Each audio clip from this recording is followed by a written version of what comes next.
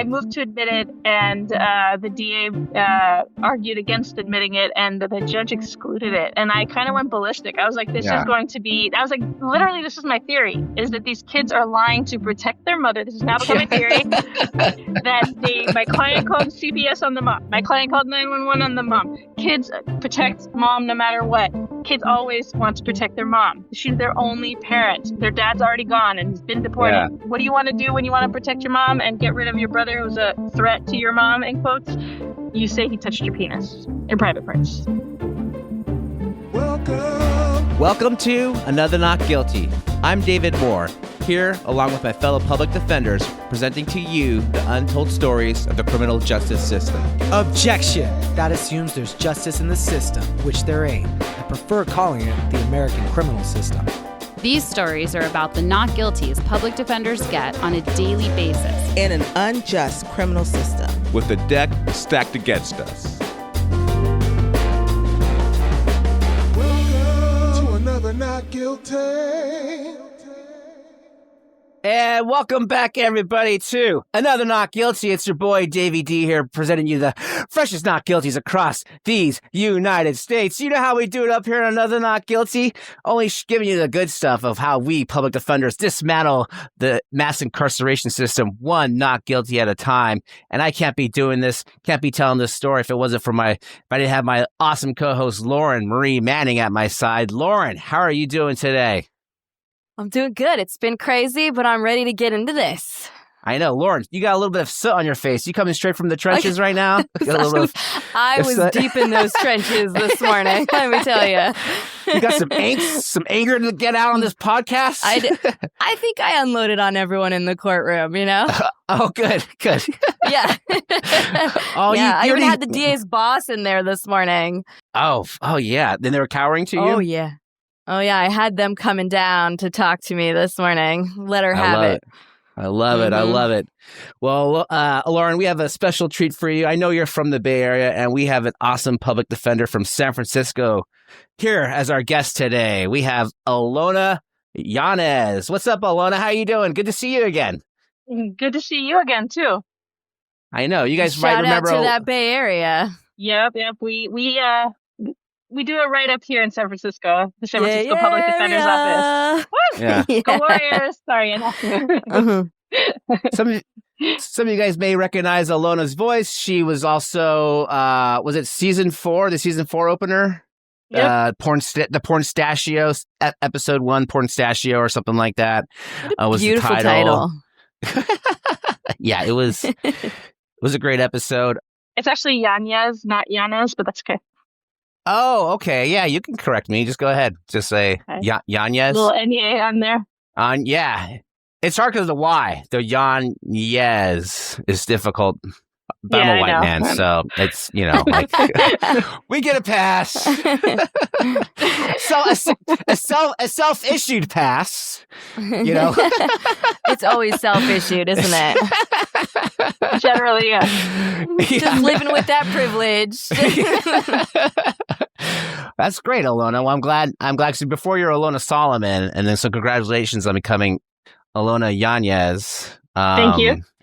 Yeah, that's great. So, but still a badass public defender as a Solomon or a Yanez, right? It doesn't matter. Mm-hmm. I try to maintain the quality. Yeah.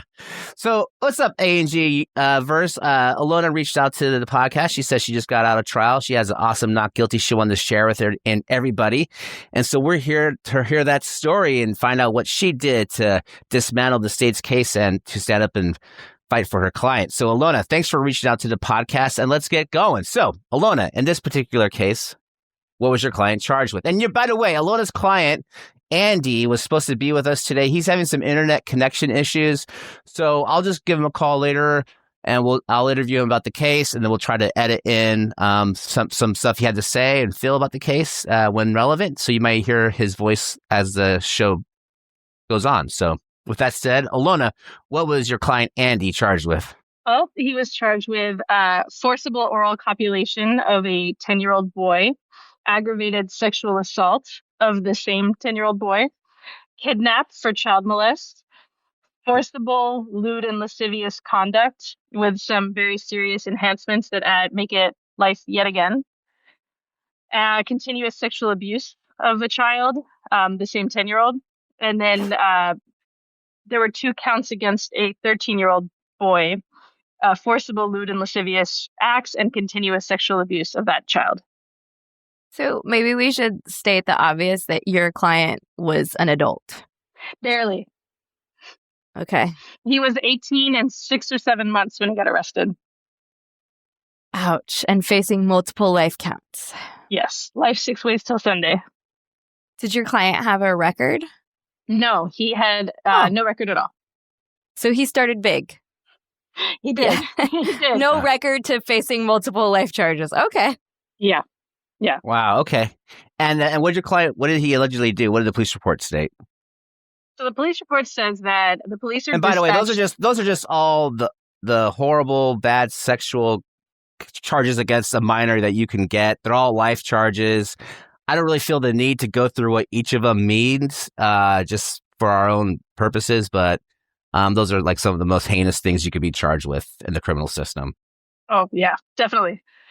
So the police report reads like this: the officers were dispatched to the studio apartment where my client at 18 was living with his family about an altercation between my client and his mother.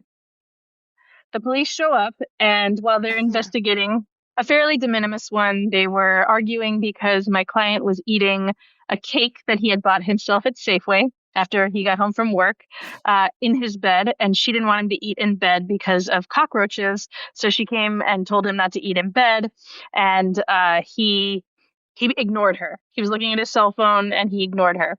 And so she called the cops? No, she tried to grab his cell phone out of his hand. She hit him and she scratched him. And he ends up kicking. Like, kicking is a generous word for what he did. He pushed her away with his foot. And both he and his sister called 911. The sister's 15 at this point, his half sister, and he's 18. And they both call 911 about this very de minimis incident. Is there a DCFS history? Yes. CPS is what we would call it here. I'm sure it's different everywhere, but there is a long CPS history with this family, which I didn't know at the time, but I found out later. Child Protective Services. Correct, yes. And had the police been called to that house before? No, actually. Okay. Well, not since 2012, let's put it that way. So the officers didn't know because it had been 9 years in between the last time there was an incident that led to the police being called to the studio apartment.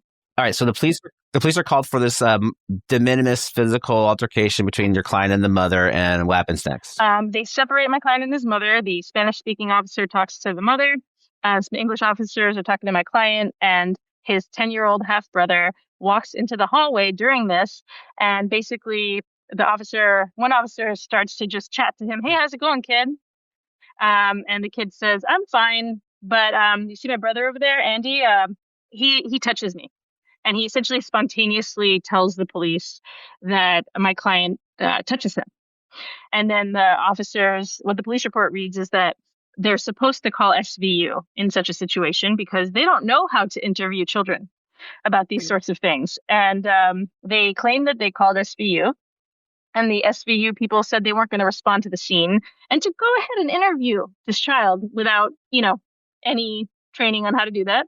And go right ahead, turn off your body-worn camera because you don't need to record these interviews. Our policy says that you can turn off your body-worn camera when interviewing a sexual assault victim or a child. So have you had these? Does the police report say that? The police report says. The police report says it doesn't say that second part. It says we called SVU and they didn't want to respond. Okay. They told us to go ahead with the interviews and investigation. Okay. Have you, first of all, every time you say SVU, I just hear in my head, dun dun, like the Law and Order thing. Anyway, have you tried these types of cases before? No, this was actually my first ever child molest. Because a lot of, down here at least, a lot of times what you'll see is there's a special person who interviews specifically sexual assault victims who are children. They even have a special room. It's like brightly painted with clouds, and there's a camera recording the whole thing, and the kids can draw pictures or point to dolls, and it's meant to be a safe space for the kids, but also to have the interview handled in a way that's not suggestive to the kids. And you have a police report specifically saying in this case, nah, we're not doing any of that, and we're going to turn off our body-worn video. Yep, that's exactly right. And we do have those here. And I did know that, even though I hadn't done one of those cases. I've had physical abuse of a child case before, and I had seen those interviews happen before. We call it CASARC, the Child Advocacy, a Child Abuse and Child Sexual Assault Center, or something like that. I can't remember what it's called, but something like that. And there's a woman who's been there for over 20 years who has extensive training. She's a social worker. There's 2 different cameras. There's, and they do things, like you said, they ask questions a certain way, and they know how to try to not be suggestive. Right.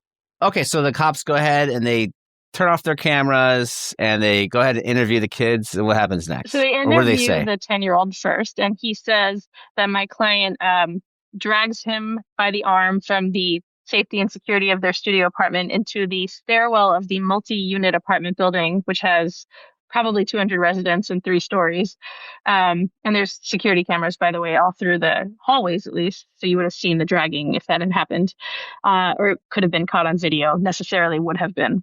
And that my client, on multiple occasions, forcibly orally copulated him in the stairwell. I think they say 4 times, and then touched him somewhere, we don't exactly know, 30 times, because the officers are so untrained at this that they don't ask a lot of clarifying questions that a normal interviewer might ask.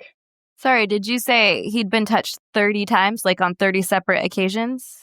That's what he says, but as I asked, the officer never specifies, is it 30 times that his penis was touched, or was he touched his chest 29 times and his penis 1 time? It's unclear. It just says he was touched 30 times. Yeah. Okay. Really great interview. And that's the 13-year-old. I mean, sorry, that's the 10-year-old. The 10-year-old. Okay. Then the officers go and interview the 13-year-old, who says, but I found this out later how that happens. But essentially the 13-year-old then says, oh, well, my brother, he's been touching me also on the bed, over my underwear, more times than I can count. Did they separate the kids for this interview? They did. Okay. The kids were not in exactly the same. They were both in the hallway with their mother and 3 or 4 other cops, but they weren't together at the same time. But as it came out later at preliminary hearing, I found out that the officer actually told the 13-year-old, hey, so we heard this, that your brother's doing this to your 10-year-old brother. Anything like that happened to you too? Speaking of suggestiveness. So really, really bang up police work right there. Yes. You can't be asking leading questions like that to kids because they are so suggestible. So this is your initial police reports that the police respond because your client actually and his sister call because mom is losing her shit over cake in the bed.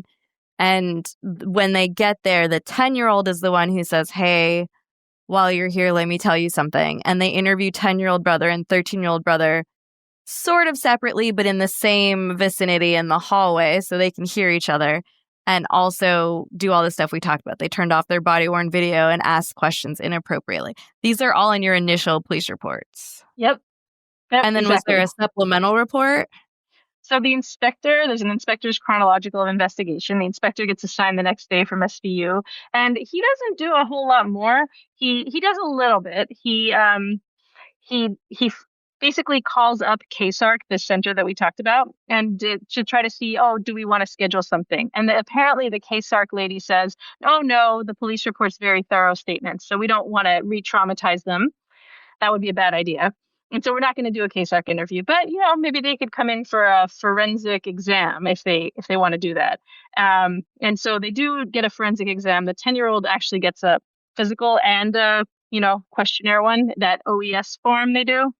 Do you guys have the same OES form down there? So we have the SART form, but the allegations are touching and oral copulation, right? There's not sodomy. Correct. So the physical exam is to check for what? Unclear to me. Right. Okay. Very unclear to me. Okay. Did they have any conclusions from the physical exam? No, nothing that was consistent with sexual abuse. The 13-year-old does not do a physical exam, but they do the forensic nurse questioning, just unrecorded again, because it's not a case SARC interview, but they have a forensic nurse sort of go through the questionnaire with him, the SARC questionnaire. So we have at this point no physical evidence, but we have the statements given by the two younger brothers that indicate the touching, the unlawful sexual touching. And because the one brother said it happened 30 times, that's the continuous sexual abuse charge, right? And then we have, because he said that your client dragged him by the arm out into the stairwell against his will, that's the kidnapping for sexual molestation. Exactly. Okay. And then the other one also, because he said it happened more times than he could count, 15 or more, that there's also continuous sexual abuse on him, but only lewd and lascivious. No oral cop, just the lewd and lascivious touching. Because he was touching him over his underwear. That's the lewd and lascivious touching they're saying happened over 15 times. Yes. Okay. Okay, so is there any other pieces of evidence in the initial discovery? There's this follow-up report with the forensic or the SVU sort of. Was there any statements by your client in the police report? Oh, yes, there was. The statements by him, besides about the cake thing, they do interview him on body-worn camera, actually, which was really helpful. And they interview him in English, even though his English he's only been in the country a few months, and he does tell them, actually, when they ask him, is it okay if we do this in English? He says no, and they do it anyway. He said, well, we're just going to start in English, so if you can ask later. And he asked for a lot of clarification. I know, right? It's fine if you don't actually understand what we're saying to you. He also tells them, like, when they read him his Miranda rights, like, you have the right to remain silent. Do you understand? No. What don't you understand? Silent? What's that? And so I have to explain it to him, and it's ridiculous that they don't use a Spanish interpreter. But he essentially says he does give a statement. He says he wants to talk to them. They ask him what happened at night, and he tells them about the cake thing. And he says his mother scratched him, and he shows a scratch. And he says, and then they say, well, we heard some other things that you've been touching your brothers. Have you been touching your brothers? He's like, no. And then they start asking him about, like, roughhousing, anything like that. And he's like, oh, yeah, we roughhouse like that. And he talks about how they watch anime and they imitate anime. And like, okay, well, what does that mean to you? And he says, well, pinching. Sometimes we pinch, or we do. And he imitates, like, the flinch game. He shows them the flinchies. And that's about. And like, is that it? Do you ever touch their baby? He is a baby. He's very young looking and very small. Well, we're going to talk about when you go meet your client in a second, but go ahead and finish the, you say he was pinching and doing what? He just says, like, roughhousing, play fighting. He actually calls it play fighting. And then he says, but we don't do it anymore because my mom told me it's illegal. And the cop's like, what do you mean? He says, well, someone could get hurt even by accident, and then that would be bad, basically. And so we don't do it anymore. Was there a statement from the mother in the police report? Yes. So the mother says that the 10-year-old never told her anything. She didn't know anything about any of this. And she says that she claims that the 13-year-old told her 3 days prior that my client had touched his private parts. It's very unclear that he told her not to tell anybody, not to report it, because my client threatened to throw her out of a window if he told anybody. And so she didn't tell the police because of that. Oh, boy. Oh, wait, your client threatened to throw her out if he told. That's weird. Okay. And then you said this is a studio. Who else lives there? I heard you say a 15-year-old sister lives there as well? Yes, this is a very, very tiny studio apartment. It is one room. There are bunk beds, and then there is another, like, single bed and a couch, and then there's a closet where somebody else sleeps. So when the police get there, the people living there are my 18-year-old client, his 10-year-old, and I guess they're 10 and 14 now because the 13-year-old turned 14 when the cops arrived. The 10 and the 14-year-old half brothers, the 15-year-old half sister, and they don't actually do anything about this, but it is corroborated that a man comes out of the apartment. They don't ask who that man is, but he's renting the closet. He sleeps in the closet. He's like a tenant. Yeah. They've subletted the closet in their studio apartment to a man that is not related. You don't know who this is, just a random guy who. Yeah. Yeah, and then there's the mother, of course. Okay. Oh, there's one other thing I forgot to mention that's in the discovery, actually. In the chron, when in the chronological, the sergeant runs the names and he finds out, and this is how I found this out initially from the report, that the half-sister who's 15 was molested by these kids' father in 2012. The father gets arrested for molesting the half-sister. She was only 6 at the time. And the father gets deported. Not prosecuted, just deported, arrested and deported. What were your initial thoughts when you first saw the charges in the police report? My initial thought was there's something weird going on here. The fact that there's this other 2012 thing is weird. The fact they live in this tiny little apartment, well, that could be a motive to want to get rid of somebody. And it also was clear, I forgot to say in the police report, that my client had only been there for 7 months. He just moved there from Guatemala. And so I could understand, I was thinking in my head, wow, I guess he's a stranger. He's not really part of the family. He just shows up and it's this tiny studio. Well, that's a good motive to want to get rid of somebody. Also, isn't it kind of weird that there's a spontaneous statement like this, and isn't it kind of weird that there's no recordings of these statements and these officers summarize this stuff? That's what I was thinking. Or is it weird that or the kids just come out and say it when the police show up to investigate abuse by the mother? Exactly. Right? Exactly. The mother had said the 13-year-old had told her that he was being touched 3 days before, but not the 10-year-old never said anything to her. Correct. Did the mother say that after receiving the report from the 13-year-old, she went and asked the 10-year-old? No, she didn't say anything about that. But, I forgot to also say that in the police report, the 10-year-old tells the officers that he did tell his mother about this, which I thought was also weird. He says, I told my mom, she told me to keep it a secret and not to tell anybody. And the mother says, no, he didn't tell me, which I thought was weird. Here's another question. You said your client just came from Guatemala. The 13 and the 10-year-old, were they born here or did they come from Guatemala?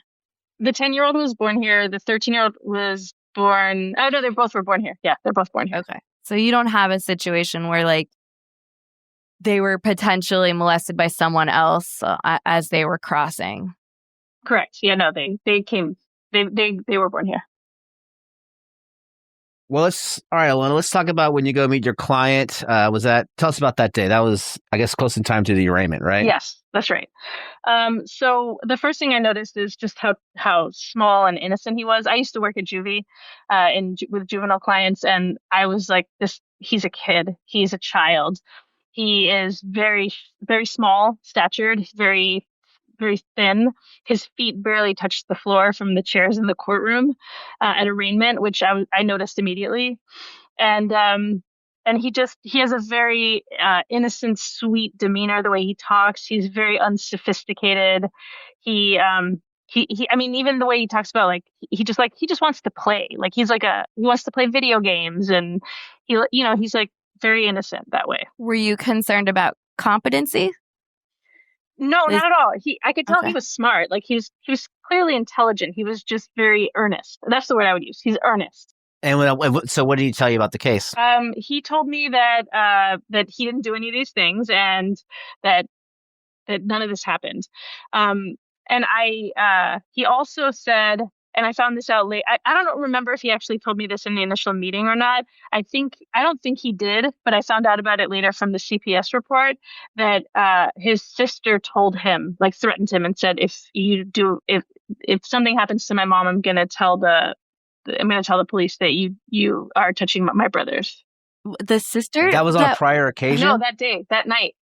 So I just don't remember if he told me that at that time or not. He may have, and I just don't remember. But I'm confused. The sister who also called the police on their mother? She's not calling the police on the mother. She's calling the police on my client for kicking the mother. Sorry.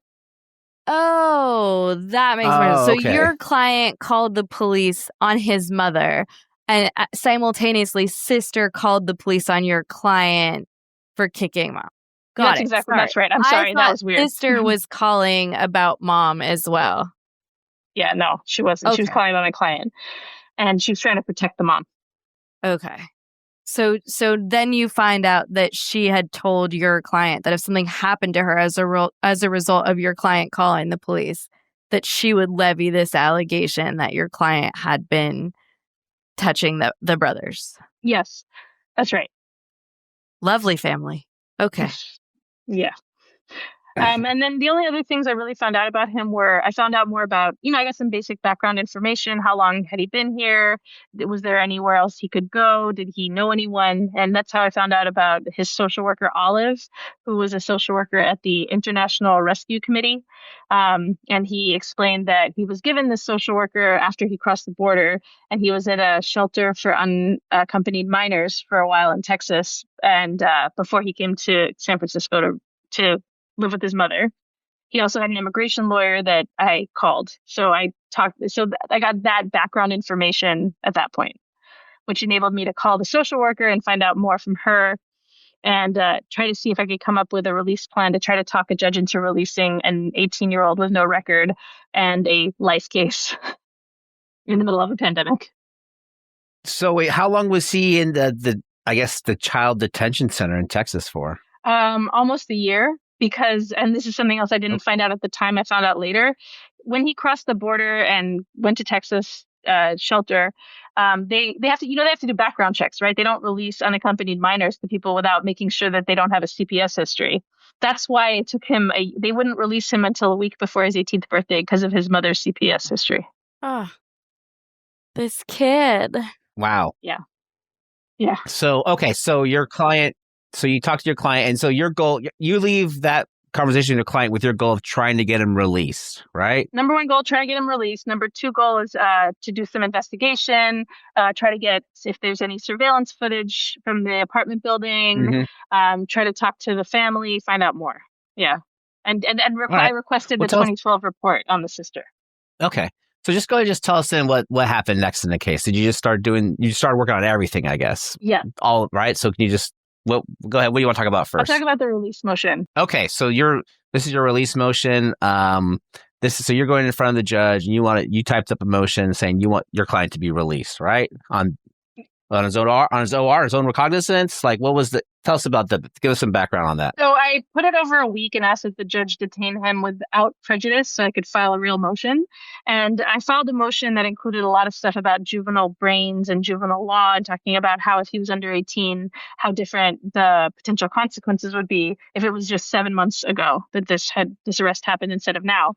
I also, after talking to the immigration lawyer and the social worker, I said, is there anywhere he can go? Can you find a program or something that he can go to? And the social worker knew of a shelter for victims of human trafficking. And I found out that my client had a letter from the Department of Homeland Security. This is 2020, during the first Trump administration, that my client was designated a victim of human trafficking by the Trump administration. And he had a letter from DHS that said that. Then they get him into this shelter in the East Bay. And I filed this motion with the letter as an attachment, with emails or something proving that I had a bed available at this program, and also this stuff about like juvenile brains and juvenile law, and also that he's not a flight risk because, he's not going to go back to Guatemala. And at the time, we still had ankle monitoring. We don't anymore. It's a long story. Doesn't matter. So ankle monitoring was the second piece that they demanded, and it happened. So they did put him on an ankle monitor. That's a crazy motion. And was the motion successful? It was.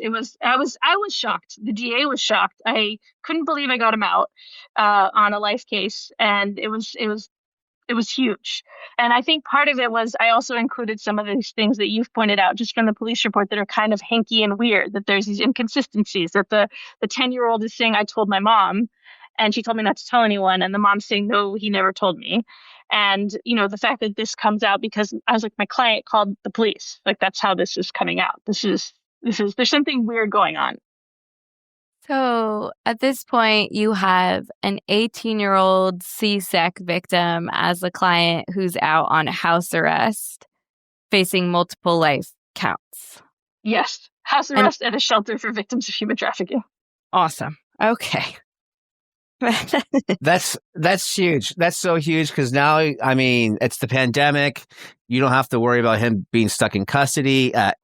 Anybody knows that, like, it's way more advantageous for the defense if your client's out of custody, and it just gives you that much more time. Their mental health is they're in better shape, and they're better able to cope with dealing with this criminal system and the stresses that come with it. So there's less pressure to plead. Yeah. When they're already out of custody. Yeah. Yeah. Good job, Ilona. I know, that's already a win. Victory. Let's go. I know. People listening to this podcast are going to message me asking me for your bail motion, by the way. Probably true.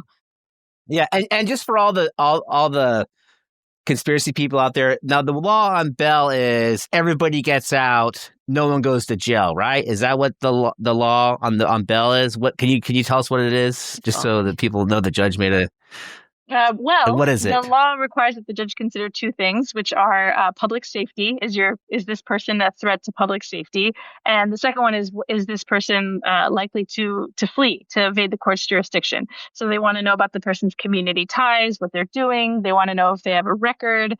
They look at the actual police report allegations. Is this person really a threat to public safety, or are there less restrictive alternatives than sitting in jail while the case is pending?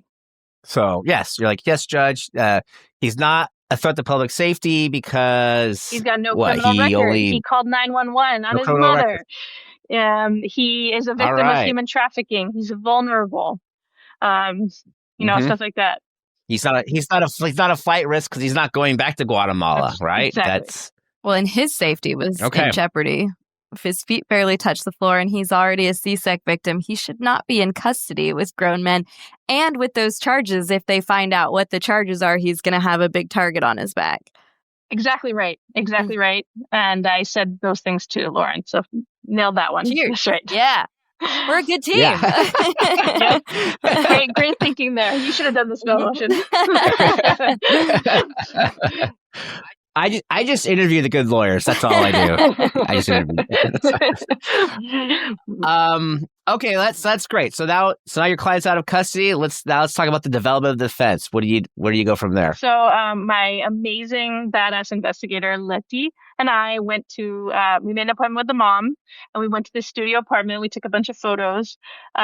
Without me, she talked to the manager, and she took photos of his security camera screen to show where all the cameras are located in the building. And we talked to the mom and tried to get her to let us talk to the kids, but she wouldn't let us. But she, and we didn't talk too much about the allegations at that point. It was kind of more general, some background information and what did she want to see happen. And it sounded even then like they really just wanted him gone, and they didn't really want prosecution very badly at that point. It wasn't, they were willing to prosecute, they were willing to testify, but they weren't gung-ho or anything, which some people are, which was interesting. And then the next things I did were really start investigating. What did you know? Sorry, go ahead. You said you went to the studio, right? Yes. In the apartment complex. Did anything stand out to you, or did you notice anything that? I noticed that it's 3 stories, and there are a lot of apartments. I noticed that it was tiny. It was a very tiny space, and my initial theory was they wanted him gone because it's such a small space, and they didn't want to share it with a stranger. That was my initial theory. My theory changed over time.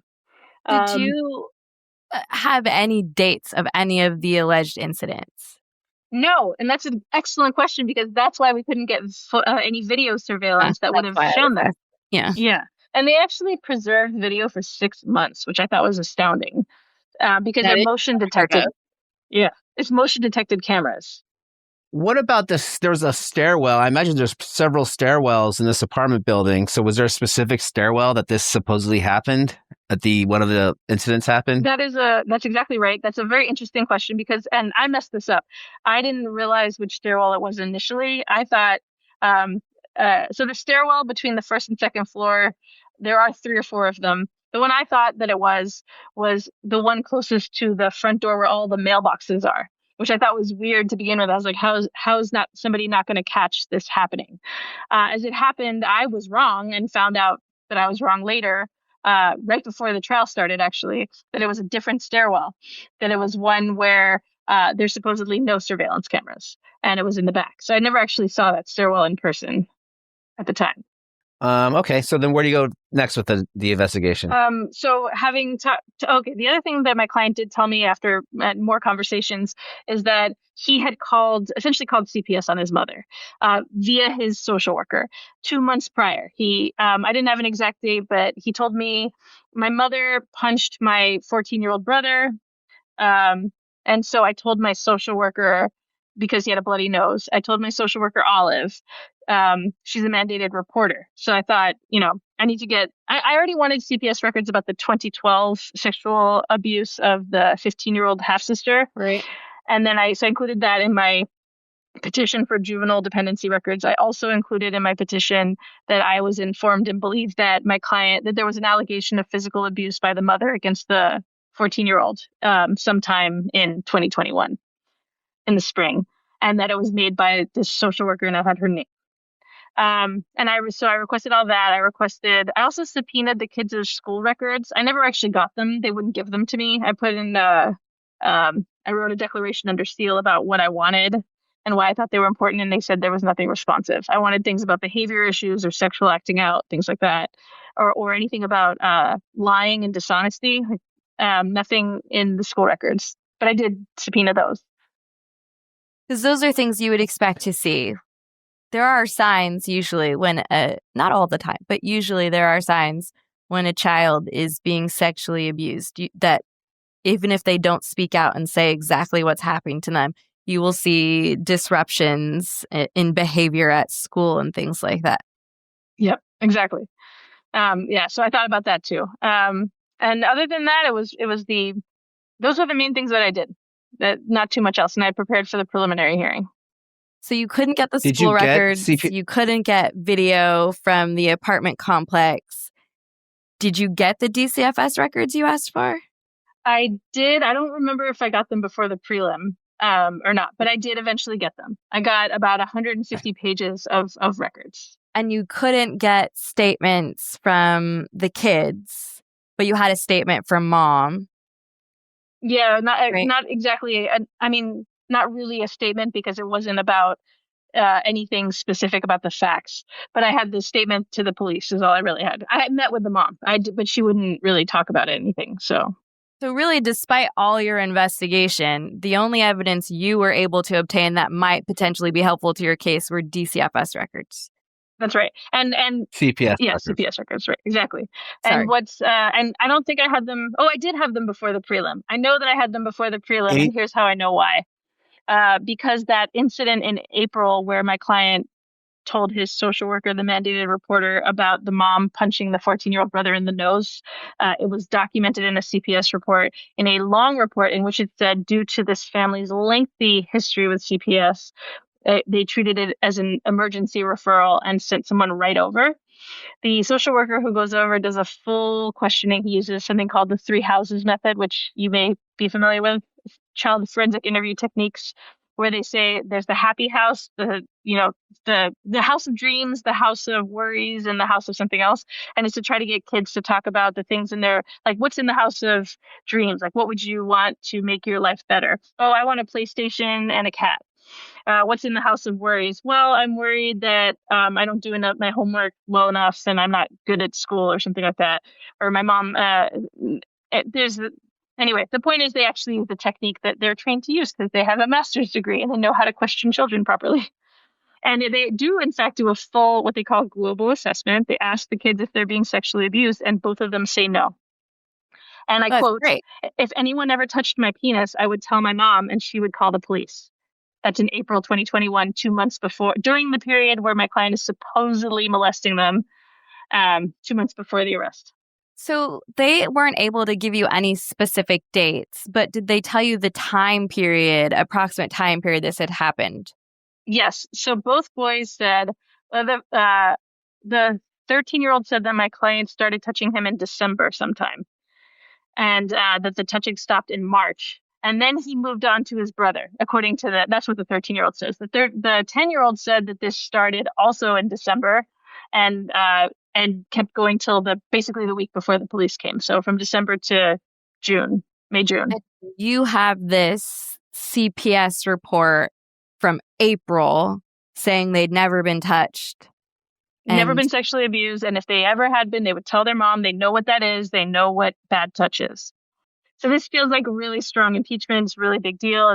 And I had to, figure this out for prelim because I didn't know if they were going to bring the kids or not. And in my legal research, I learned that if the kids had testified at prelim, which they didn't, and I didn't cross-examine them with those, question them about talking to that social worker, and then at trial they refused to testify and they want to use the transcript, I wouldn't be able to get it in because I didn't confront them.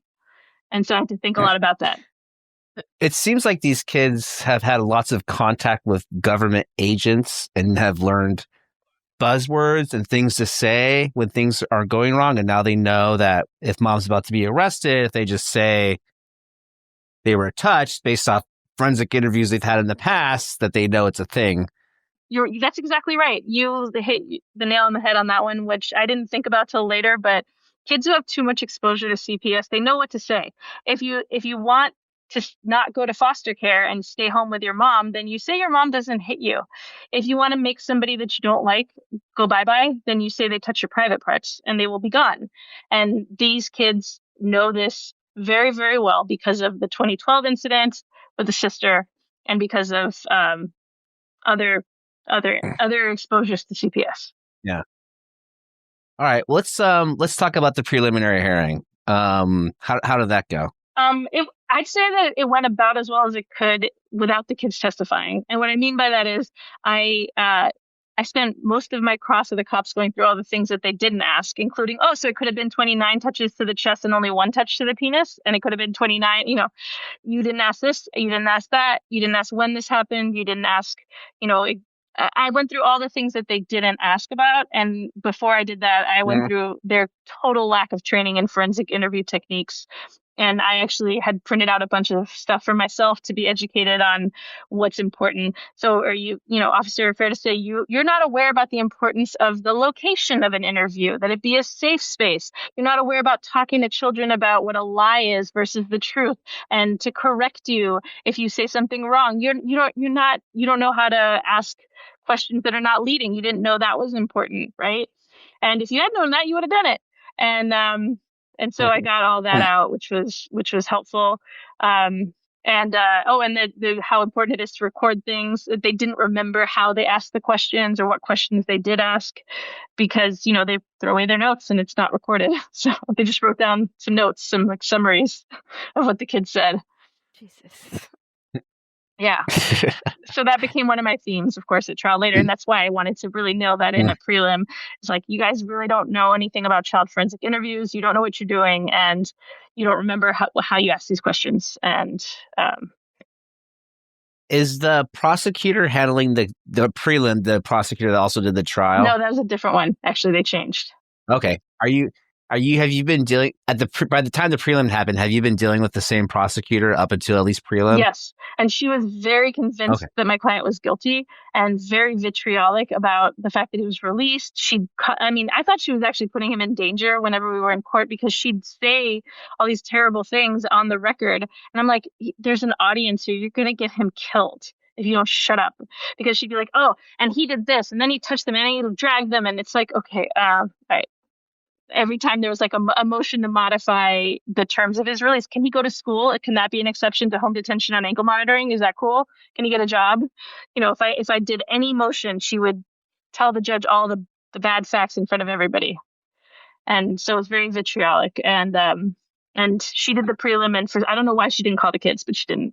You probably have the same thing in your county in LA, where whether or not a DA chooses to Prop 115, it's a hit and miss, right? Because they don't want you to get a first run at their victims or their witnesses. But on the other hand, if they call them, then they get to see how they stand up to cross, and they get a better sense of the strength of their case. So it's like a give and take, whether it's worth it or not for them.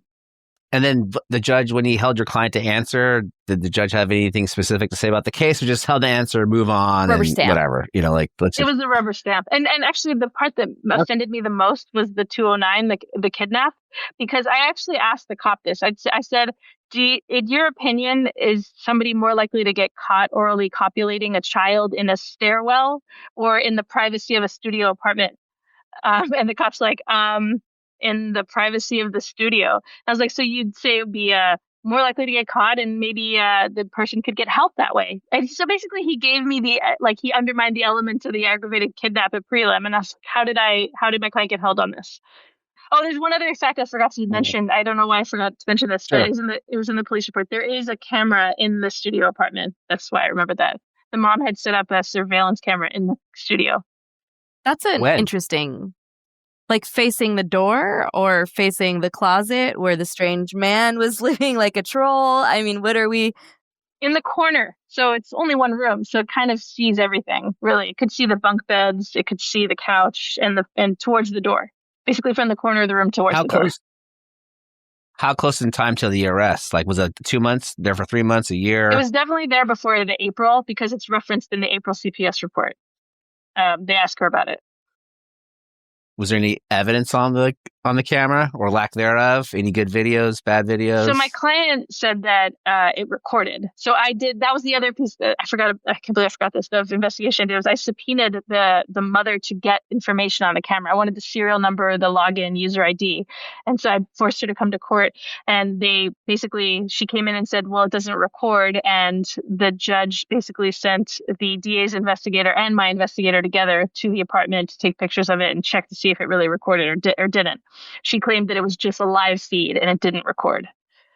My client said it did record, and it's in the body-worn camera. When my client's being questioned by the officer the night of his arrest, he's telling them to get the camera, check the camera, because it's this whole thing with the fight with his mom in the bed with the cake. Get the footage. Is there anything else you got to do to get ready for trial? So it sounds like you have a CPS report with inconsistent statement from the minors. Was there any offers? Kind of it, really.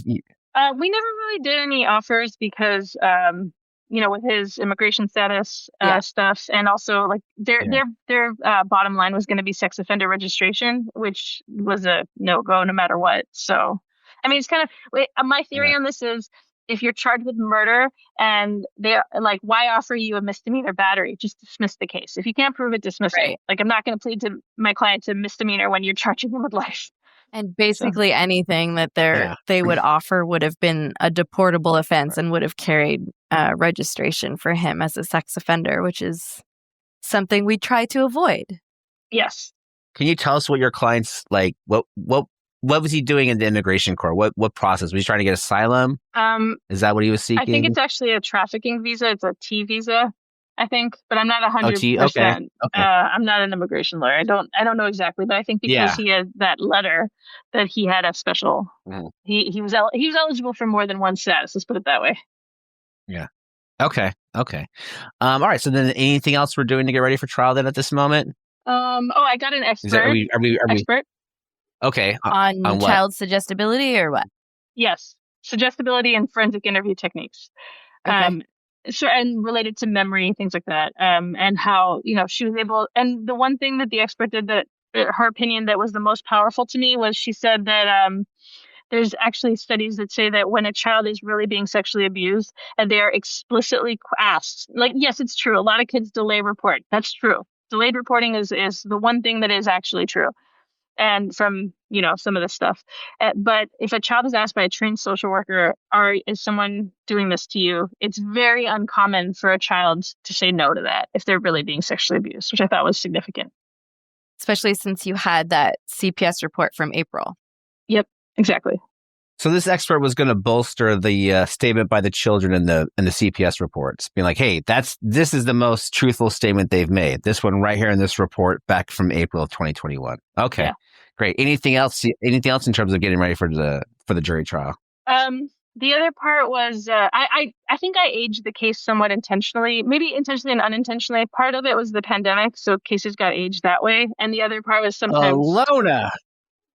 defense aging a case? Well, it was Come the on now, pandemic. get out of here. Actually, there was Get another thing. I know. We never do that. We never do that.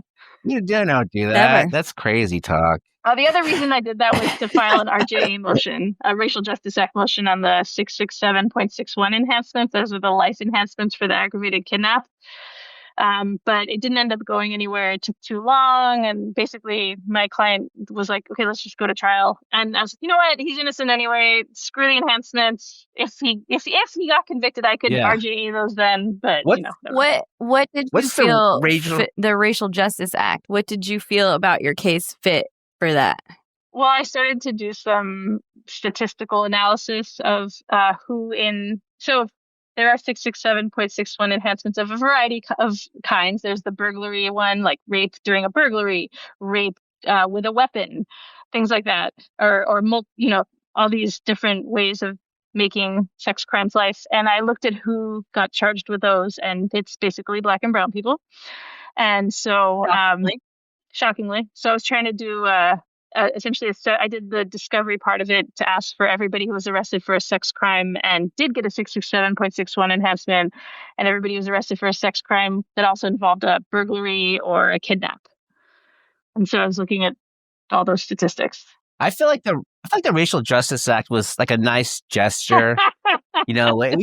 Like let's end, anything that's, race based off racism in the criminal justice system, that case gets dismissed. And it's like, well, if you look at the stats, it's Black and brown people. Well, then we would have to dismiss every case, and we can't be doing that. So we need some other type of evidence. Well, what other evidence exists under the Racial Justice Act? So the judges still very, I have experienced are not too keen on listening to those. They're not excited to. Yeah, it looked so great on paper, and it's had so much promise, but we have not been very successful yet in our county, anyway. I don't know if you are you guys aware of the Finley case? It's like the first published decision on what is a prima facie showing for an RJA. No, we have an RJA unit here, a person. And so we just call her. She knows all this stuff. And we go, hey, we need you to handle this. Well, Finley's my case. So we took a writ when we were denied an evidentiary hearing, and we won. And I got an evidentiary hearing. So I actually really liked the RJA and thought it had a lot of promise. And now I have come to agree with you that it was a really lovely gesture that is not going very far. It sounds nice. Yeah. Yeah, it sounds nice. Yeah, it does. Okay. So, it's funny. It's like this case is just like, it's this really serious charges. You got a lot of serious charges your client's looking at a life case. You got some records, but it's kind of like there's not a lot of evidence. There's definitely a motive to lie. It's suspect how even the interview happened or how even the allegations arose. And really, you're just going to go into court and just say it's just not proof beyond a reasonable doubt, it sounds like. Had you right? disclosed to the DA your April CPS report, the previous interviews, or were you holding those close to use as impeachment? That's a really great question. So the new DA gets assigned, and one of the things she realizes is that her file is kind of a mess. And so she actually does that due diligence and does things right. And she obtains the entire CPS file for this family, all 700 pages of it. And she sends over one of those, it's called a Stewart notice. You may know about those. It's like a Brady letter saying, hey, oh, by the way, you might want to file an 827 petition on this case because there might be impeachable information in that. That I can't give you without you have to file 827 is the court order allowing you to look at all of the juvenile records. Access to the CPS records. Exactly. And I was like, so now you know, because I literally called her on the phone and I was like, oh, okay. So when I told you that I had dynamite impeachment, that's why I wasn't going to talk resolution, you know what it is. That she's like, yeah, that's not good for me either. And she calls the kids in and tries to interview them to see if they're going to be cooperative a few months before the trial. This was in July 2024. She calls the kids in and they completely changed their stories and retracted all the oral copulation. And all of a sudden it went from all 30 times or 4 times to 1 time. Basically. So she interviewed them and gave you the statements? Yes. Did she dismiss any charges? She Not really. No, she didn't. She really didn't. She amended, but not really. No. I mean, they're saying there was no oral copulation. We're still going to charge him with that, though. Yeah. Yes. Lauren, we don't have time for all these silly questions, Lauren. Okay, we don't have time for actual justice. Did they dismiss it? She did her due diligence, just not her due justice. Yeah, I mean, but this new DA though. This new DA sounds like she's a step above the other DA, at least, right? She told you, hey, there's 700 pages here. Just file this. You can have a lot more impeachment evidence. And she brought in the minors to interview, just to see how legit they are to create another statement, which was good for your case. So, some DAs don't even do that because they don't even want to know. At least this DA. Yeah. I mean, do you like this DA better than the other one? Yes, I do. I genuinely do. What good does it do is that she wanted to know, but then was like, I don't care. I'm still prosecuting him for this. well, actually, without going too far into it, I don't know anything specific. But I think, everybody has supervisors, and I get the impression from other DAs that sometimes their ability to do the things that they would like to do are hindered by supervisors. So here in LA County, the sex crimes DAs, they're a special unit. They're called the VIP unit. And those supervisors are notoriously unwilling to dismiss charges and allow the DAs handling the case to settle stuff for things that we would like to. Yeah, I think that there was some of that happening probably because I think that I'm pretty sure that the DA knew that her case was not very strong, and even just arguing oral copulation when the kid's denying it to you. And that if he even is willing to testify and you drag him to court, he's going to say that there was no oral copulation. You're going to get up in front of the jury and say, you should believe what he said in 2021 to the cops. Right. So now you're about to go to trial and the DA knows about your impeachment evidence. It's sort of not really impeachment at this point since you now have the new statement, the updated statement where the alleged victims, the complaining witnesses, are saying your client didn't commit half the stuff he's charged with. And I assume then you also told the DA that you had your expert and provided the CV and everything and what they were going to testify to. Yes. And they provided me their expert in child sexual assault accommodation syndrome, CSAS. God. Yeah. What's that? You don't get those experts in LA? Oh, well, that's what I haven't heard before. Oh. Accommodation syndrome? What's that? So it's a little bit like intimate partner violence experts, where it's a way of justifying a recanting victim.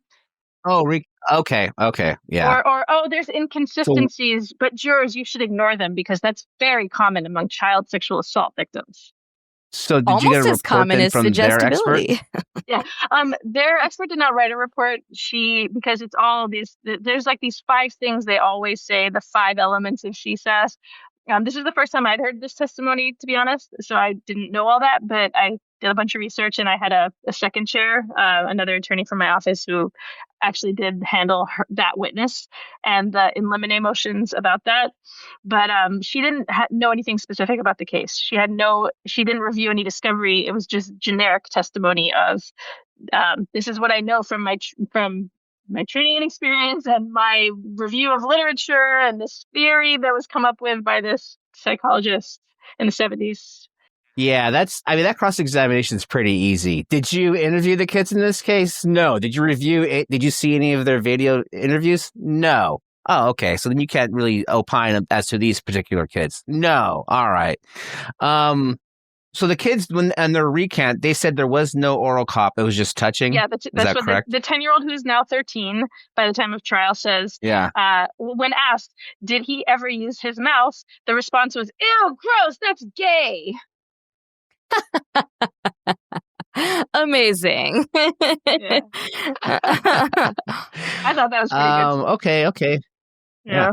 All right. So then anything else before we start talking about the jury trial? Any other developments? How's your client, by the way? How's he been throughout the life of the case? He's been out of custody for a couple of years trying to live. He's on house arrest, really, so he can't really go anywhere. No, I got him off of that little by little. He had perfect. He never violated anything. So eventually I got the ankle monitor off and eventually he. Oh, okay. Yeah. He moved out of the shelter for human trafficking victims. He moved in. He moved to Gilroy with a friend of his, and which is the other south of Garlic San Francisco. capital? Garlic capital of California. So he moved away from town. That's far away. That's like Gilroy's it's like by what, 2 Monterey. hours? Yeah, it's on the way to Monterey. That's south of the Bay. Okay. So that was my biggest concern. So it's like, actually, that was one of the reasons I had one continuance that was based on trying to get him some sort of temporary housing for the trial, because I was really worried about him commuting from down there every day and how he was going to get there. And public transportation takes like 4 hours, and you have to leave at 4 a.m. or something. And he eventually bought a used car. He was working at a job at Wendy's actually, and he was still living in a shelter. This time it was like a homeless shelter for transitional age youth. That's where he still lives, I think. So he did actually commute every day in a car. So, wow. And the trial was like a week or 2 weeks? How long was the trial? 2 weeks? The trial was 2 months, actually. But 2 months? Over the course of 2 months. Yeah. Jeez. Okay. All right. Any other developments before we start talking about the trial? No, anything else I think that's it. we might have missed? That's it. Okay. All right. Let's talk about the jury trial then. Are you sent out to a judge on the first day, or do you already know what judge you're going to be in front of? Well, okay. One of the things that happened was in San Francisco, there's so many trials that they run out of trial courtrooms, and they start sending you to this other courthouse, the Civic Center courthouse. It's the civil court, and it's in a different location. It's close to City Hall. And the DA is like, and they do this with out of custodies only. So the DA comes to me, she's like, I don't want to go to Civic Center courthouse. I was like, neither do I. And she's like, oh, well, who's available and which judge? And I was like, well, there's this one judge, but your office has been .6ing him, has been challenging him and not going to him. And I can't really figure out why, because I don't think he's very pro-defense. But anyway, and she's like, she said, well, I don't know if I want to go there. And back and forth. I was like, well, otherwise we're going to Civic Center, so it's on you. And so she eventually agrees that we can go to this particular judge, and she's not going to challenge him. And her big thing was, am I going to really push the last day and make sure we have 12 in the box by the statutory last day? And I was like, no, we have a lot of in limine motions. I want to do a questionnaire. I'm not going to be difficult about that. We'll work it out. Don't worry about it. We'll work out the scheduling, because it was the holidays too. It was like right before Christmas. Yeah. Merry Christmas, a sex case. Yeah. Christmas sex case. Yeah. So we end up going to this judge, and once we meet with him, and he kind of like, is there any point in talking about resolution? No? Okay, cool. What do we talk about? Well, Judge, there's 700 pages of CPS records, and Ms. Yanez doesn't have them all, I don't think, and maybe you should look at them and act as an 827 judge and decide what you think she should have that she doesn't have. Yeah, I know. That's pretty great. So I got a bunch more stuff that I didn't already have at trial and during in limine motions. So she never gave you all 700 pages because some of that stuff's not relevant, or not allowed to. So she had the judge go through. Yeah, she couldn't without a court order. Yeah. Okay. So you got some more stuff. Anything good in there? Yeah. I found out that my client he has 2 older sisters that were brought to the U.S. from Guatemala in 2012, a few months before the incident with the half sister. And I found out that one of them had a baby when she was 13 or 14 with a neighbor in the building a few months after the dad gets deported. The half siblings' dad. It's her stepdad too, I suppose. And that CPS gets called because of that by the hospital. And it turns out that the father of the child is a 31-year-old man in the building, and his twin brother is dating the mother of the kids. My client's mother. I know it's very confusing. Yeah, it's really gross. It's ill. It is big ill. And that I found out that when the baby's born, they end up prosecuting the father for rape, or statutory rape at least. And I found out that there were some inconsistent statements where my client's older sister tells CPS that their mother told her not to tell that the mother knew that she was having sex with this man, because she'd get in trouble, basically. If CPS or the police found out that the mother knew that she let her 13-year-old daughter have sex with a 31-year-old man, that the mother was going to get in trouble. Yeah. I mean, she wasn't married, but essentially that's what we're talking about. So everywhere you turn in this case, there is sexual abuse history that the kids know about. The kids who are the complaining witnesses in this case, they know. There's sexual abuse history, there's CPS history, and there's history of mom not responding appropriately to situations with her children. Yes. And finding this big thing out in November, right before the trial, like during, motions, basically, led me to then go to the civil courthouse, and I found a DV restraining order by the older sister against the mother, because she said that, and this was when she's 19. She's 19. She's moved out of the house finally, and she says that her mother wants to have visitation with the daughter. The statutory rape child. Yeah, the grandchild. And that she doesn't want her mother to have visitation because her mother basically facilitated her getting raped by this man. And trafficked her daughter. Yeah. And that she took the man's side, and that she says, and in there she says, I know my mother has the ability to harm her children, to hurt her children. She talks about the mother choking the 15-year-old half-sister in front of her, repeatedly hitting the kid. She talks about her mother beating up on her and her older sister, basically physical abuse up the wazoo. Which I'm like, oh my God. So I'm like, see, my client was telling the truth about when the mother punching his half-brother when he told his social worker that in April. See, there's corroboration. The mother is physically abusive. It's true. Good Lord. So that was huge. Wow. Yeah. It's like, can you even use that at trial, though? Or are you just kind of like holding on to it to see if it becomes relevant at some point? Or do you think that's going to get into evidence? I moved to admit it, and the DA argued against admitting it, and the judge excluded it. And I kind of went ballistic. I was like, this is going to be, I was like, literally, this is my theory, is that these kids are lying to protect their mother. This has now become my theory, that my client called CPS on the mom. My client called 911 on the mom. Kids protect mom no matter what. Kids always want to protect their mom. She's their only parent. Their dad's already gone and he's been deported. Yeah. What do you want to do when you want to protect your mom and get rid of your brother who's a threat to your mom, in quotes? You say he touched your penis in private parts. Yeah. Nice. So that was one of the 402s, huh? Yeah. And I got the sister. A devastating blow. Yeah. It was a devastating blow. I was like, ah! Wait, question for clarification. They ruled against you to bring in those records, but could you ask the sister if you brought in the sister about a history of mom being abusive?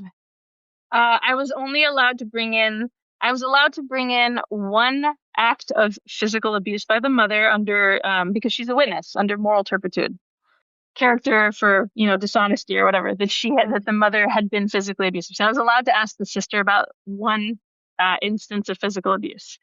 And that was basically it. I was not allowed to ask her about having a baby at 14. I was not allowed to find out about the father of said baby. I was not allowed to get into the DV restraining order that she thought her mother was dangerous or violent against kids, and that's why she didn't want her mother to have visitation with her child. Any of that, all excluded. I'm not surprised. I'm not saying this judge, it's the right thing to do, but just knowing how judges work. Once you start going to other incidences in the past about how horrible people are, judges get really protective of prosecution witnesses, not defense witnesses, but prosecution witnesses. But I do understand your frustration over that, though, because that's your defense. You have you have corroboration that this mother has behaved in the way that your client says she has, and that these kids are creating a diversion or a false story to protect mom. And that mom has done this before. She had the older sister do the same thing. Don't tell the police, don't tell CPS, or I'll get in trouble. Mm-hmm. Any other good 402s? Yeah, I won the Miranda issue. I didn't really even want to win it, but I did win it. That's the statement your client made on body-worn video? Yes, which was when he was being helpful arrested? to me. I asked for 402 because sometimes we do that anyway. Like, are you going to bring the statement in? And you just...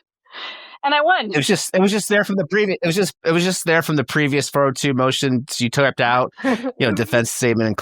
You just left it in, right? It's just it's just standard. We always move to what was it that he said again? He said check the camera. he said check the camera. He also says that that they engage in horseplay, like basically roughhousing, and that he's never touched them Oh, that's sexually. right. And the pinching, right? The pinching and flinching. And then what was the basis for the Miranda language violation? Language that they waiver. Yeah, a knowing waiver and the language issue that he was specifically asked. Is it okay if we start in English? If we do this in English? No. Well, we're just gonna do it in English anyway. Okay. Well, what if I just talk louder? Does that make it easier? If I talk slower and louder, do you understand? Yeah, exactly. It's funny if you listen to this podcast, basically every single episode, the cops are doing something like this where you're like, are you kidding me? Like, this is such terrible police work. Yeah. And it's so basic. Like, he doesn't understand. Wait until you have somebody who's certified by your department to talk to him. It's just and that's not the worst part is the cop testified at the Miranda hearing at the 402 that he had a certified Spanish-speaking officer standing next to him with a Spanish-speaking Miranda card. Shut up. He did not. He did. And instead of using that officer, he was like, we're just going to go ahead and do this in a language you don't understand, even though 2 feet away, this guy could speak to you in the language you need. I can't. I can't even. He didn't even have to wait for someone to show up. I can't. Incredible, right? Incredible. Just great judgment there, guy. What city is this? San Francisco. Oh, it was in San Francisco. All right. San Francisco PD, way to show out. Yep. Hey guys, hope you're enjoying the podcast. Just a couple things. One is you want to help A&G out, help us grow, help us be famous, help us achieve everything we want to achieve. Could you just please make sure you subscribe and follow us on wherever you get this podcast. Also, please leave a rating and review anywhere you get the podcast, especially Apple Podcasts. Leave a rating and review, type a message, say you love the podcast, whatever. And also, if you want to be a guest on a podcast, then please visit the website at anothernotguiltypod.com and click on the submission link. And of course, if you'd like to donate to the podcast, help pay some of the A&G bills over here at the A&G studios, then go to the A&G website at anothernotguiltypod.com and click on the Patreon link. And that's it. Thank you for the support, everybody. Okay, back to the show. Okay, so cool. On to jury selection then, right? Yes, we did a questionnaire. So tell us. Okay, you did a questionnaire just to kind of like, what was the purpose of the questionnaire? So the judge we got sent to, there's a lot I could say about him that I like, and some things I like less. One thing he's really, really good at is voir dire. I've done a couple trials with him, and he's very good at voir dire. He asks a lot of questions of jurors, follow-up questions. Oh, you work in tech. Tell me more about that. What's your day-to-day like? Oh, which company? Oh, what kind of tech or whatever. And he'll really dig in and not just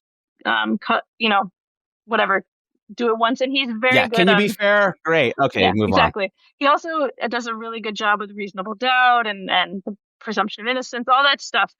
And so he said to us, if you're going to have a questionnaire, I'm going to tell you right now, if you want a long questionnaire, I'm going to cut you short on voir dire. If you want a short questionnaire, I'll let you go longer. And I was like, you know what? I'm going to go short. And the only things I want in this questionnaire are sex and race, the things that people don't like to talk about. So I asked about, stereotypes about Latino men. And I asked about whether people had ever been sexually abused or were close to somebody who had been sexually assaulted or molested, either as a child or an adult. So just for the people listening, the questionnaire is, you're not the one asking the questions. And that's why you wanted those questions to specifically be asked by questionnaire, because otherwise you're asking these questions in open court in front of the entire panel. And the prospective juror has the choice of answering the question in front of everyone or doing the thing that identifies that they have sensitive information, where they ask to answer the question at sidebar. And everyone's like, oh, I wonder why they have to do that. Yeah, exactly. Yeah. So, or they can just put it on the form, on the questionnaire. They can fill it out. So, yeah. So you chose limited questionnaire, just to do questionnaire on sexual abuse and stereotypes of Latino men. And then you'll voir dire question the jurors on everything else. So, did you get anything good from the questionnaire? Was handed out first, right? Yes. Before you questioned the jurors. Yes, during hardships. Okay, anyone who didn't get a hardship granted got a questionnaire. Okay. as their prize. And was it good? Yeah, I mean, was the questionnaire great? it was helpful because you get, a head start to review everyone, and who's coming up, and you have your random list, and you have your questionnaires, and you can kind of follow up on some of the things they say in there. And some people got excused for cause just based on the questionnaire we stipulated. And so that was helpful. Some people had, some very strong opinions. Like there was a very brief summary of the allegations in the questionnaire, which was helpful. Like, this person is accused of molesting their two half brothers. Is there anything about this nature of this case that makes it impossible for you to serve? And a lot of people are like, well, I find it to be a fair and impartial juror. And some people said, well, if it's two brothers and they're willing to testify and they want to prosecute this case, then I am more likely to believe the kids. Things like that came up. Oh yeah, that was the other question I asked, is whether anyone, just based on the nature of the case, is going to automatically, children wouldn't lie about something like this, whether you're going to believe the kids. And so there were a lot of questions that was in the questionnaire as well. And a lot of people said, believe victims, I believe children, I'll believe the children. And so there was a lot of follow up on that. Do you want to tell us about your voir dire then, and your questioning of the jurors in open court? Yeah, I'd love to. This is actually, I tried something new. I was very scared about this because I didn't know it was my first child molest case. But I basically got up and I talked about, I said, I'm not here to defend child molestation. I think it's a vile, heinous, disgusting crime. And I'm not here to tell you that this crime is acceptable or okay, or you should vote not guilty because it's okay to do this. I'm here to represent this presumptively innocent person who's presumed innocent and has adamantly denied these charges from the beginning and, asserted his innocence. And that's why we're here. And I asked whether there was a feeling in the room, whether even though there's a feeling of guilt in the room, whether there was a feeling of presumption. And a lot of people said yes, just the nature of the case. And I was like, so even though the judge has told you have to presume innocence, do you agree with me that it kind of doesn't feel that way in here? And people said yes to that, which I thought was helpful. And then I followed up with, I said, if I picked it on a juror, I said, if juror number 5, if you were charged with a crime like this, how would you prove you were innocent? And he said, I would never be in that situation. And I was like, oh, really? So then you think my client's guilty because otherwise he wouldn't be in this situation, and you would never be in it because you wouldn't do something like this. And my client's only in it because he did something like this. Is that right? And he was like, oh, no. I understand. Okay, I get it. But it was an interesting moment. And then the thing that that's, by the way, that's great that the juror didn't give you pushback. He kind of was like, oh, I see what you're talking about, and I see how I have a bias, and now you've exposed that, and he was open. So with that was a positive interaction you had with that juror. I think it's great the judge allowed it in front of all. Yeah. I mean, to be honest, sometimes I get scared about asking a question to jurors about what would you do to prove your innocence? Objection sustained. Sometimes the prosecutors and judges are very You're tight not sometimes in LA, supposed to ask any questions where you ask the jurors to put themselves in your client's position. I've gotten that sustained against me many times because I like to do it anyway. Yeah, I think the way it came about was I was discussing burden of proof and how I don't have to prove he's innocent, he's presumed innocent, but does anybody feel like because of the nature of the case I kind of do have to, and it's all about the flow. All about how you work around it, yeah. Right. It's like if you ask that question after being up there for 45 minutes, then you ask that question, objection sustained. But if you ask that question up front. Mm-hmm. It kind of gets lost. It's not as noticeable. They're not tired of you or anything like that. Yeah. That's a great interaction you had with the juror. Any other interactions you want to share with jurors or that you remember? The other one that I did that I was happy about was I asked this question that I'd never asked before. I said, so does everyone agree that child molestation is a vile, heinous crime? It's disgusting. It's awful. Yes. Okay. Now who agrees? Who here? Raise your hand if you feel that being falsely accused of child molest is almost as heinous as actually committing the act. And everybody raised their hands, and I was astounded. And I was like, oh wow, okay. And so I thought that was a good thing to ask to kind of get them feeling that way. And then I asked, are you more worried about convicting an innocent person or setting somebody free who really did molest a child? What would you be more worried about if you had to be a juror? And I got some really interesting answers. A lot of people said both, but one of the first jurors was like, I'd be more afraid to convict an innocent person. Ooh. Oh, Cheers to that. Did you ask anybody? Is anybody here a Drake fan? Is anybody here a Drake fan? You know, I did not ask him. A minor. Who here does not like Kendrick Lamar's song? Yeah. Who here is offended by that? You know, You're obviously hoping that one person is going to be your foreperson. She was on the jury, but she was not my foreperson. Oh. Yeah. Anything about the prosecutor's voir dire you want to share? I thought that she did a pretty good job, actually. I think that she did say, you know, I also want there to be a fair trial. I also want you to hold me to my burden and things like that. And I thought she did a good job with that, actually. For sure. But I'm trying to think if there's anything really memorable. I think she asked some questions about what she asked about. I can't even remember what she really asked about. I think maybe she asked about inconsistencies, like if there's inconsistencies, you know, how they're going to feel about that. Or maybe she asked about circumstantial evidence. They usually always do that. So I can't remember. I honestly can't remember. Right. Okay. All right. Well, let's move on to opening statements then. Tell us about that. So I got some help from a colleague in this, which was really great. She taught me the chapter method. So, you know, I broke because it was so complicated, such a complex story that I felt like I didn't want it to be too messy. And one thing I did do is I created a PowerPoint with a poster of the family tree so I could point to everybody with their names so it wouldn't be so confusing. And so I started with my hook, my intro, and my theme, which was all children love their mother and would do anything to protect their mom. Kids love their moms. And I said, this is not a child molestation case. This is a case about two kids that love their mothers. And at the end of this case, the only thing the DA is going to prove is that. Yeah, thanks. That was props to Kelsey. Instead of being like, this is a case about two lying little shits. Yeah. I went a little bit more gentle there. I very cautiously did not attack the kids.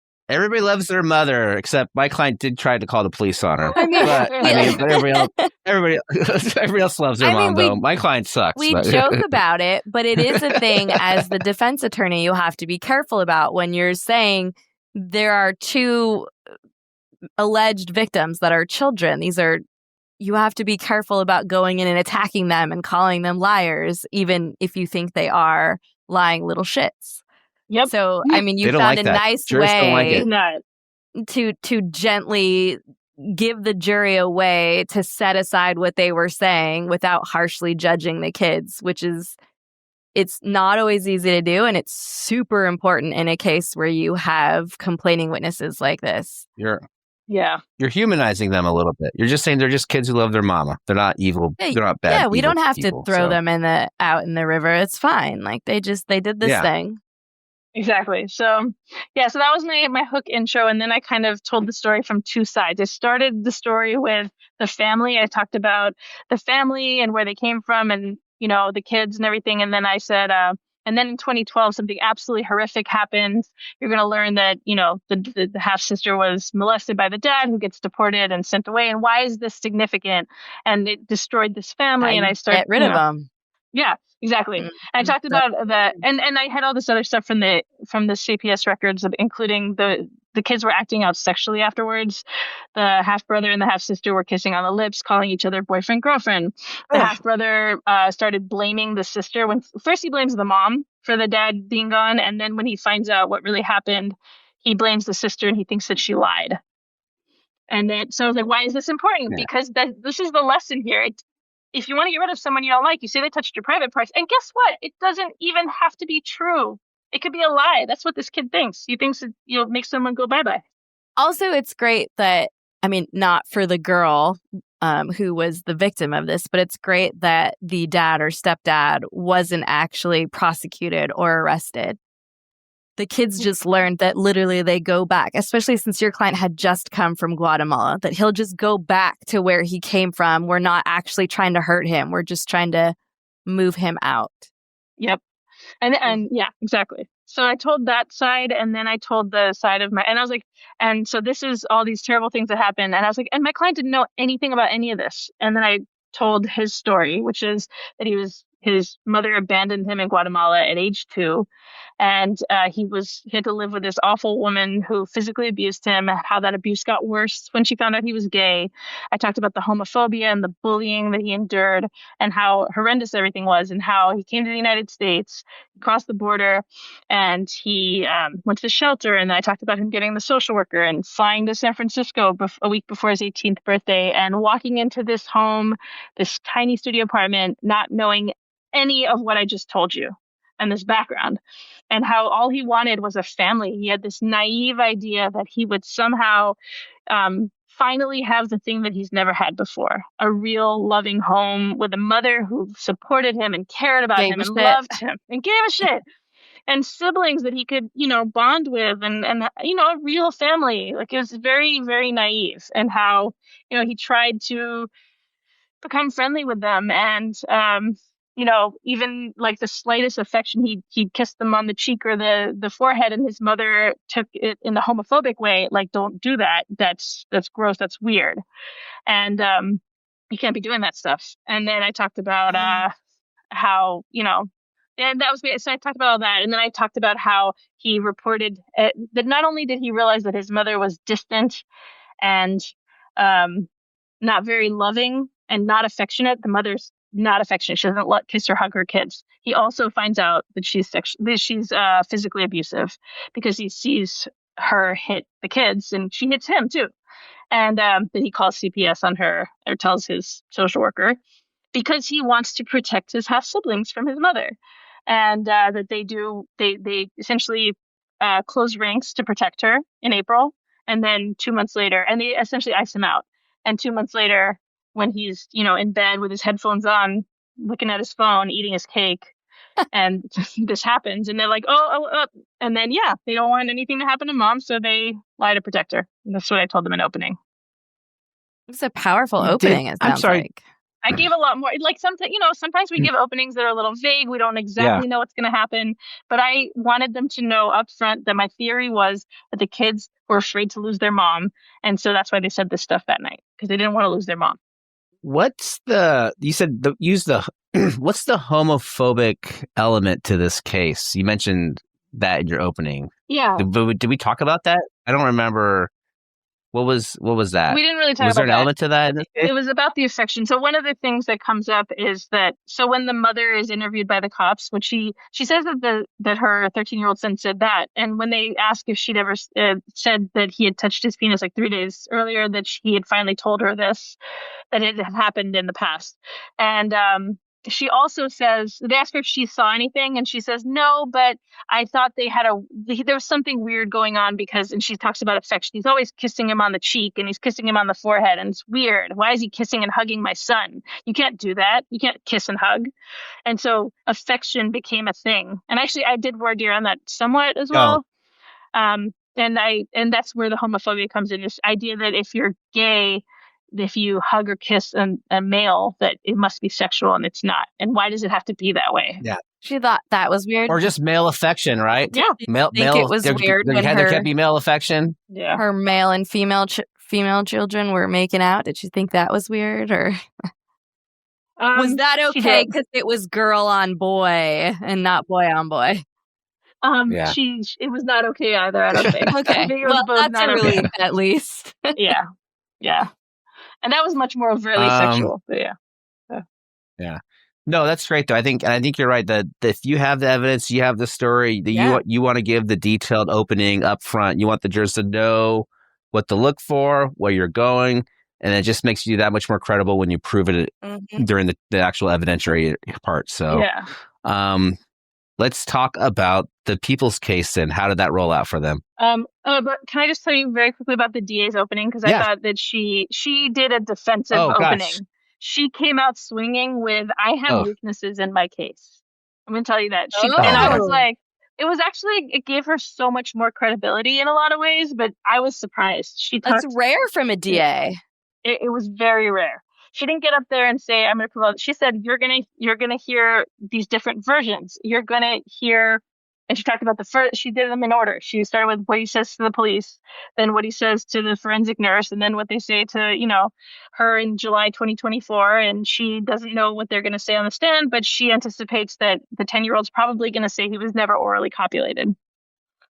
And she also gave them the preview of my client telling the social work, calling the CPS on his mother. And that was going to be impeachment, that these kids denied that they were being sexually abused 2 months earlier.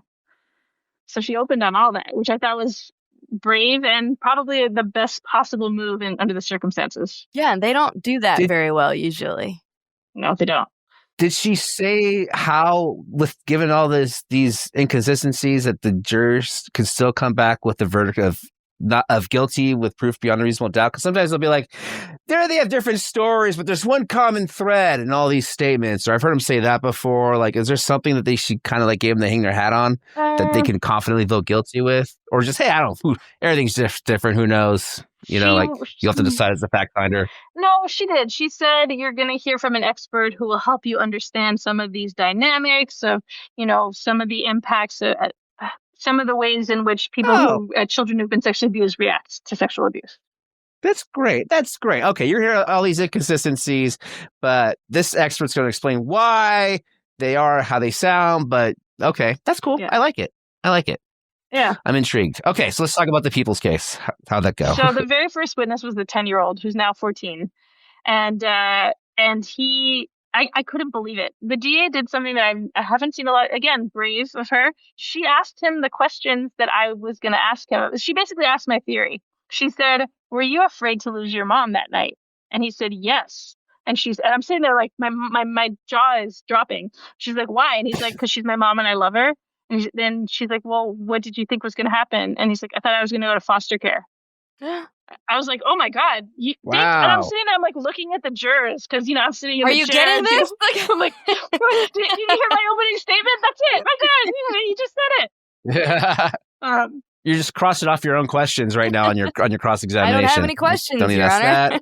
Don't ask that. Yeah. She also asked him if he remembered talking to the social worker 2 months before, and he said he didn't remember talking to a social worker at all. So, so that was the first one. I was like, oh my God, this is incredible. And so I got up and, he also, to be fair, he stuck by that my client had on one occasion only masturbated him in the stairwell. So he didn't say nothing happened. Okay. He had he told the police that it was 3 times that my client had masturbated him before. So he did say that. It's not like a totally no. It's just, He a different amount of time. A different amount of times, and he didn't say that's gay.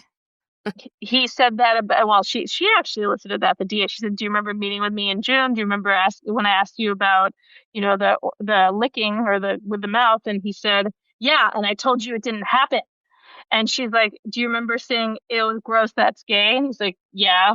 It's kind of weird. Blowjob's gay, hand jobs not gay. Got it. No, he was very uncomfortable. He didn't want to talk about it, to be fair. And the jurors, he seemed to get a little bit more stronger. Like he was very nervous at the beginning, and he didn't want to talk about anything. And when she would bring it up, he'd say, "I don't want to talk about that. I don't want to talk about that." And I think that maybe she argued, at least, that made him more credible that something really had happened. That he just didn't want to talk about it. Mm-hmm. But he did change the details. He said new things that, someone walked down the stairs while my client was masturbating him on the stairwell. And then my client covered it up with a sweater, which I thought that was a brand new one. He said that they watched hentai porn. My client showed him hentai porn on his cell phone. Anime? Yeah, anime. And the DA's like, "Was that a second time?" He's like, "No, one time." And so it was unclear. Like, it was very messy.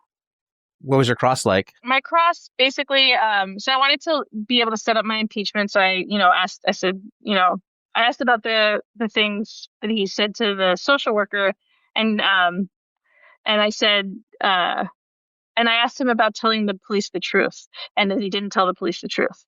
And he actually gave that to me. I said, I couldn't believe it. I said, "This morning you told us that when, the DA was asking you questions, you said there only one thing happened one time, right?" "Yes, that's correct." "So if you told the police that it happened more than one time, that would be not true, right?" "Yeah." So is it fair to say you didn't tell the truth to the police about everything? Yeah, that's true. And so he gave me that he didn't tell the police the truth. I also asked about his knowledge of CPS. I said, you know about social workers, you know about CPS, you know that if you tell somebody that your mom hits you, you could go to foster care, right? Or your mom hits any of her kids, you go to foster care. Yes. And you know that, so basically I elicited all this stuff that he knew about CPS and how it operates. And what else did I do? I think those were the main things. Yeah, listening that he lied to the police, listening that he was terrified that he was going to lose his mom that night. And I said, and is that why you told the police what you told them? That you were afraid to go to foster care? Yes, that's why I told them that. And I actually introduced the body-worn camera through him. Wait. I wanted the jurors to see the body-worn camera of the quote-unquote spontaneous statement.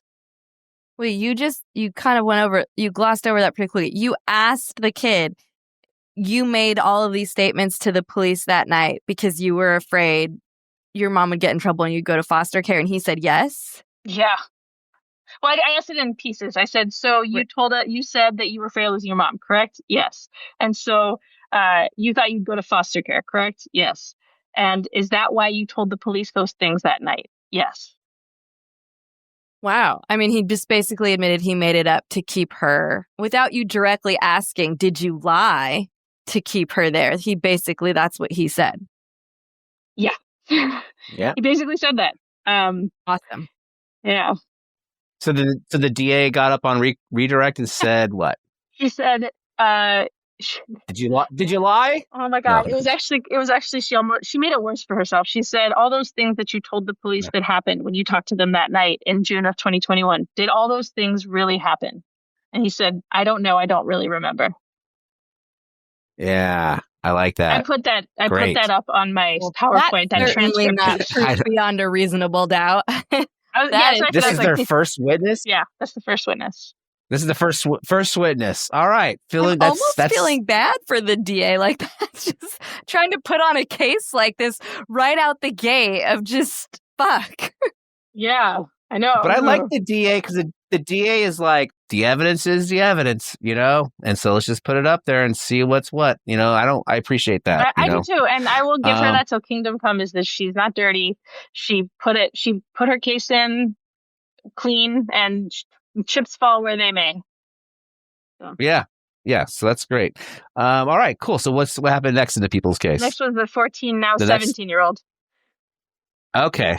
And he was very teenager-ish. So he was very too cool for school. He didn't call his private parts or penis. He said, my dick. He touched my dick.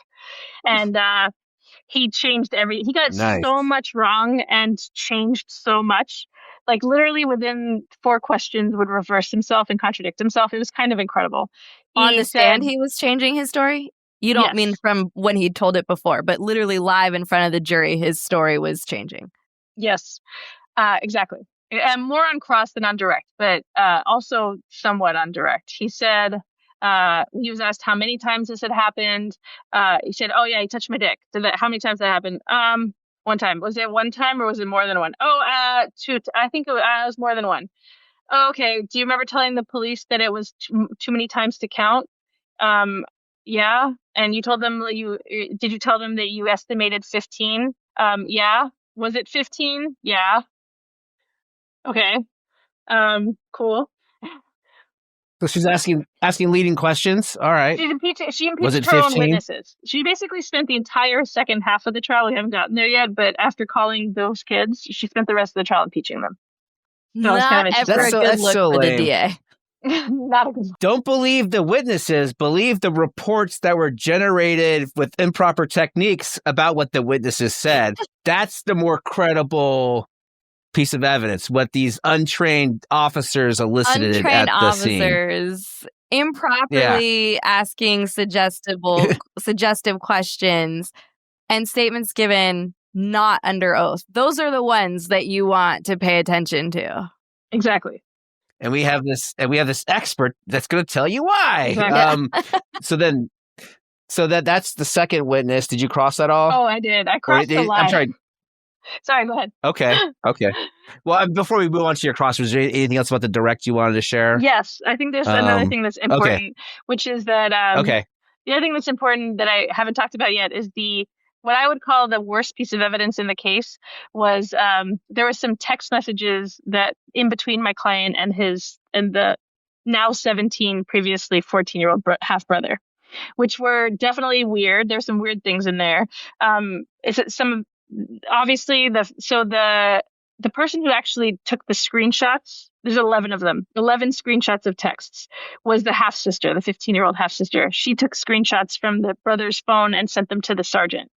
And they are weird. They're totally weird. There's one that he says, hey, bro, why don't you like me to kiss you on the cheek? Is it because I'm gay? And his brother says, no, I just don't like it. It feels weird. That's the only time there's a response by the brother. Every other one is just my client's texts. And my client ended up testifying. We'll talk about this later, but they're through Google Translate. And they are hinky and weird. At one point he says, if I kiss you, it is not for something sexual or something bad, but because for me, the kiss is the maximum way to show a person like you love them, basically. So he does say that, but he also says some just weird things, like hurt feeling weird things, like he says fuck you at one point, and I don't care what you want, and I'm gonna treat you the same no matter what, and there's some weird ones in there. And so she puts the text messages in through this half brother, said, are these the texts that from your phone? Yeah. Are these all the texts during the entire time that the defendant lived with you? Yes. And I'm sitting there looking at the jurors like, yeah, right. It's 11 pages. These are a 18-year-old and a 14-year-old, and there's only 11 pages of text. Come on, these kids text constantly the whole time. Everybody knows that about teenagers. And they're just weird, and they don't make sense. So she got those in through him. That was the only other part, and so I that's the only other part of direct I wanted to talk about. Did she elicit more testimony from the witness about the kiss on the cheek, and is that weird or not? Did she ask him what he meant, or what was that about? Or yes, she asked him about that, and he said that my client, when my client first arrives, that things are cool, but then he starts being like always trying to kiss him, is basically what he says. He's always trying to kiss him, he's always trying to hug him, and things like that, and he didn't like that. He's what his testimony was. All right, so let's talk about your cross then. How'd that go? So my cross was, I tried to elicit, the only time I really saw his demeanor change, this 17-year-old boy, was when I asked about their dad. His demeanor visibly changed. He was just like, what? Like his face kind of dropped, like he was shocked, and he didn't want to talk about that, or he didn't want to think about it. But I asked him about knowing about his dad getting deported and arrested and why that happened. And I asked if the fact that he thought his sister had lied. And he kept saying, I don't know. And I said, but you thought she lied back then, right? I don't know. I don't remember. And I tried to refresh his recollection with CPS reports. It didn't really go well. I had to call those witnesses, which was fine, but and impeach him properly. The other thing was I asked him, I was like, well, this morning you told the DA when she's asking you that first you said it was one time, then you said it 2, then you said it was 15. Like, so do you not remember how many times this happened to you? And the kid, my jaw dropped. He said, well, I really only have one very vague memory. And I was like, oh, okay, so you have one vague memory of this happening to you one time. That's what you remember? Yes. And do you remember when that happened? No. Do you remember where that happened? No. Do you remember what you were wearing when it happened? No. And that's not just vague. That's a non-existent memory. Yeah. So that was that cross. And then was there anything else that I elicited from him? I basically was like, all I said about the text was, are you sure that's all the text? I was like, can't you tell they're cut off? They're not even the text. And oh, you didn't send these to the cops, did you? That was somebody else? Yeah. And I asked him questions I knew he'd get wrong. Like, how long did my client live there? He said 2 years. It was 6 months. So he got a lot of, and he was asked about why the police showed up that night. He got that story wrong. Everybody else got the story right. He said, oh, my mom called the police because my brother punched her and they were arguing, and he gets up off the bunk bed and he punches her. And it's like, oh, okay, sure. Wow. So that was basically. Oh my gosh. So was the DA able to rehabilitate on redirect? Not Anything really, good? no. She couldn't really get much out of him after that. I mean, he was all over the place. Oh, actually, she did try to redirect. Actually, I'm sorry. This was the best part. I also asked him about whether he told the truth to the police that night, and he said he didn't remember if he told them the truth or not, which I thought was there's really only one right answer to that question. It doesn't matter whether you remember what you say. Right. The answer is I told them the truth. Yeah. The DA said, so she said, so did you tell them the truth when you told them that night? Did you tell them the truth? Did you tell them the truth? Yes. And so I got up and I was like, and then I just picked things out. I was like, I forgot. I knew from my client telling me this, that both boys were gone the entire month of December. They weren't even there in the apartment. They were at an aunt's house because it was remote school. So they were in the East Bay. They were not even home. So I was like, and I had already listed that on my cross. Like, so you weren't there in December, right? You were gone the whole month. Do you remember that? Yes. And then I was like, you just said you told the truth to the police. So if you told the police that this happened in December, started happening to you in December, that wouldn't be true, right? Because you weren't even there. I don't know. And then you said that you didn't know whether this... He sounds like a 17-year-old. Mm-hmm. I don't know. That's what sounds like my nephew. Yeah. I don't know. I pulled out all the lies. I was like, you said you didn't know anything about this happening to your brother, right? Yeah, that's right. So if you had told the police that it started to happen to your brother in March after he stopped doing it to you, that would be a lie too, right? I don't know, I guess. You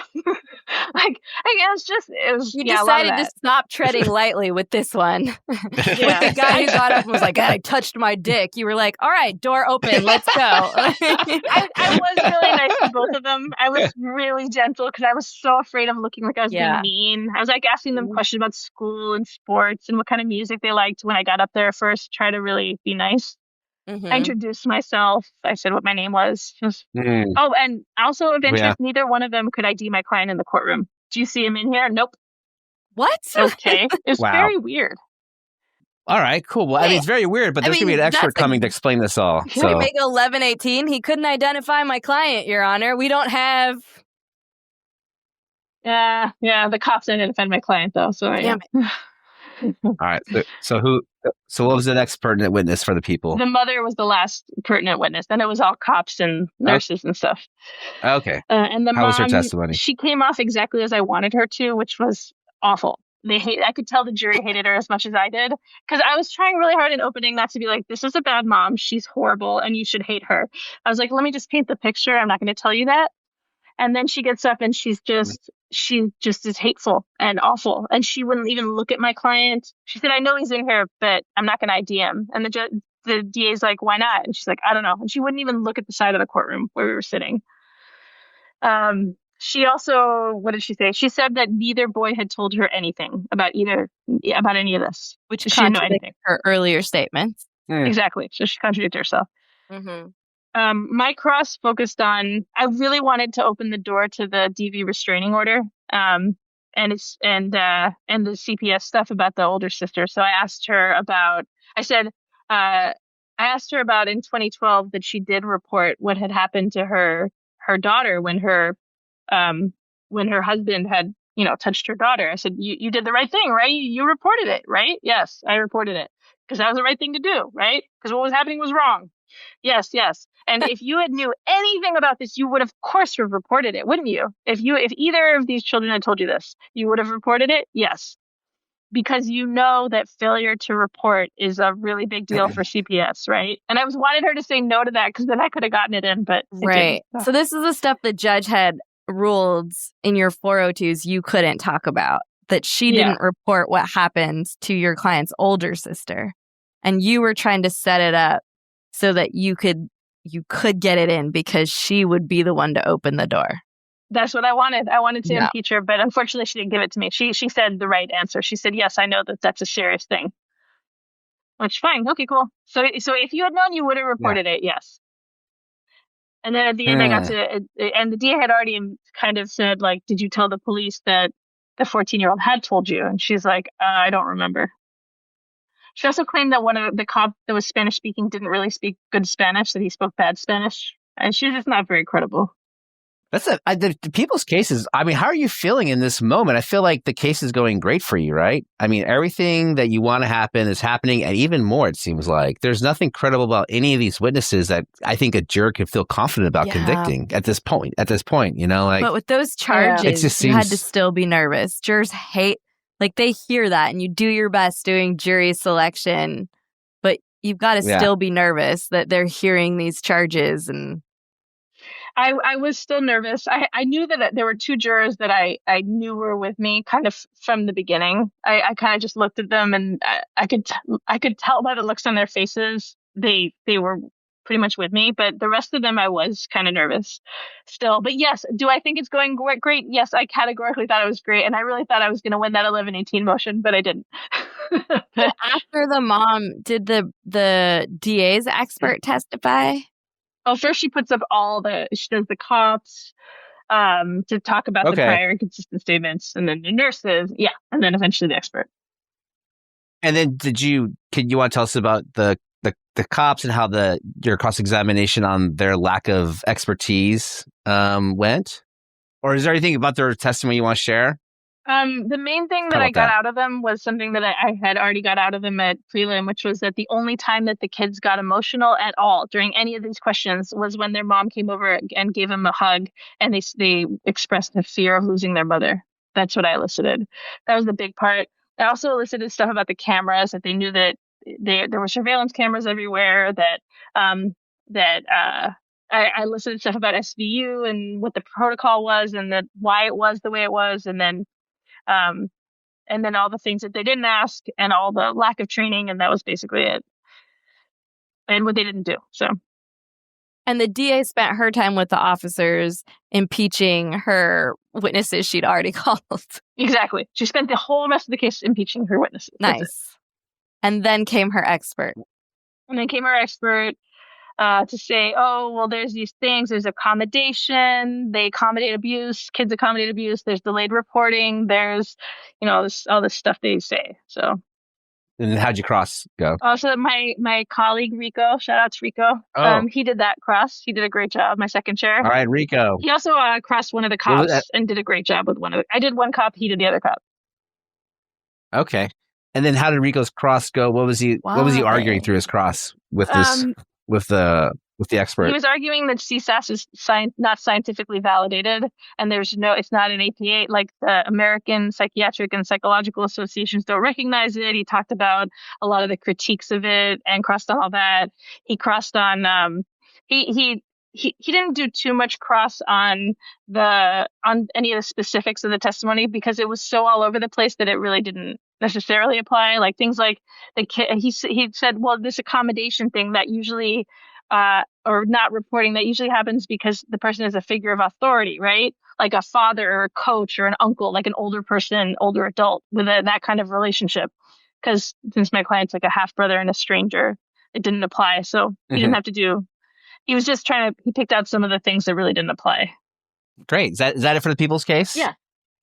Anything interesting happened that you want to share that we just didn't ask the right question, or you may have forgot to share, or any interesting sidebars or anything like that? Probably the most interesting thing is when they called the woman who does run KSARC to explain why she didn't think that they should do one of these special interviews in the room, and how she thought it could re-traumatize the kids. And I basically used her as my own expert. And instead of, being hostile or adverse to her, I was like, oh, you have so much training and you are really good at what you do. I've actually seen your videos. I've seen videos of your interviews. You're really good at it. And I talked about all the stuff that she does, all the questions, and how she says, oh, I want you to correct me if I'm wrong. And I even used her own words from other interviews that I've seen her do.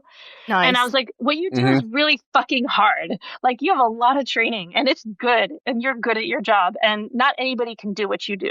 Right? It's not just that easy that anyone could just, any Joe Schmo knows how to question a child properly.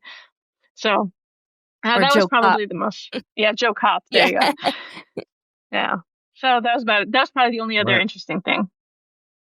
Yeah. So you just used her to contrast what the police did. Okay. That's great. Yeah. All right, cool. All right. So then People rest. People rest. Your 1118 motion to dismiss all charges because no credible jury could return a verdict of guilt. Was your argument based off the evidence? The judge said, "Go pound sand." Actually, I saw the written 1118, which I've only done one other time in another serious case. I filed an actual written one, and I went through all of the reasons why there's no reasonable jury could convict. And the only thing I said, I was trying to be reasonable, so I was like, I left in one non-forcible, lewd, and lascivious for each child. To be like, okay, maybe if they believe what they said on the stand, there's one. But whatever. And the judge he didn't rule on it right away. He basically waited to rule on it for days on end. And we started going through jury instructions. And the first time I went through them, he said something like, well, if it survives 1118. And so I was like, ooh, we're going somewhere. And then we spent so long going through instructions. It was psych. Yeah, I was like, okay, I guess that's not happening. Did you put on a defense case at all? I did. I put on a big defense case, actually. Okay, so before we even talk about the judge and jury instructions, let's talk about the defense case. Okay. Well, but you made your 1118 after the prosecutor rested. Yes. Yeah. And then the judge took it under submission, so you had to keep going with your case. Exactly. Gotcha. You got it. So I called social workers. I called 4 different social workers from CPS. I think I called the ones from back in 2012 to talk about the kids being sexualized and kissing on the lips and all that. I called and impeached the mom and the siblings. I called the social worker from the April incident to talk about investigating the physical abuse allegation. That is actually probably the most notable moment, one of the most notable moments of the trial. The DA asks him whether it seemed like the boys were trying to protect their mom. And the social worker drops a bomb. He goes, oh, well, kids try to protect their mom. All kids do that. And I was like, oh, really? Tell me more about that. So he's like, oh, yeah. And he's like, well, kids, he said it this way. This is what he said. He said, children know the consequences of their words. And I was like, holy shit, thank you. I love you so much right now. Children know the consequences of their words. And I was like, well, so you have 11 years experience. Have you had a lot of experience interviewing kids with prior CPS experience, exposure to CPS? Yes. Do you find that this is especially true with kids who have prior experience with CPS? Oh, yeah. They know exactly what's going to happen. And so they know that if they say one thing, they could go to foster care. And so they know. That was really big. And I did put my client up was the other big one. And of course, my expert were the other biggest parts of the defense case. Yeah. How'd your client? So let's talk about your client testify next, or was it the expert? I put my client on, I kind of put him on in the middle. I put him on him on before the expert. So how'd your client testify? How'd that go? He did amazing. Do you want to talk about the decision? Do you want to talk about the discussion that led to him testifying? Do you guys talk about, was he always going to testify, or was it something you guys went back and forth and see how the trial went, or what? How did that happen? He always wanted to testify. And and I was unsure. I was unsure whether or not he needed to. Let's put it that way. And I went back and forth. I was like, the case is going so well, I don't know if he needs to, but because of the kind of case it is, because the burden of proof isn't always as respected in this kind of a case. And he wanted to, and I thought he would do great. I ended up putting him up.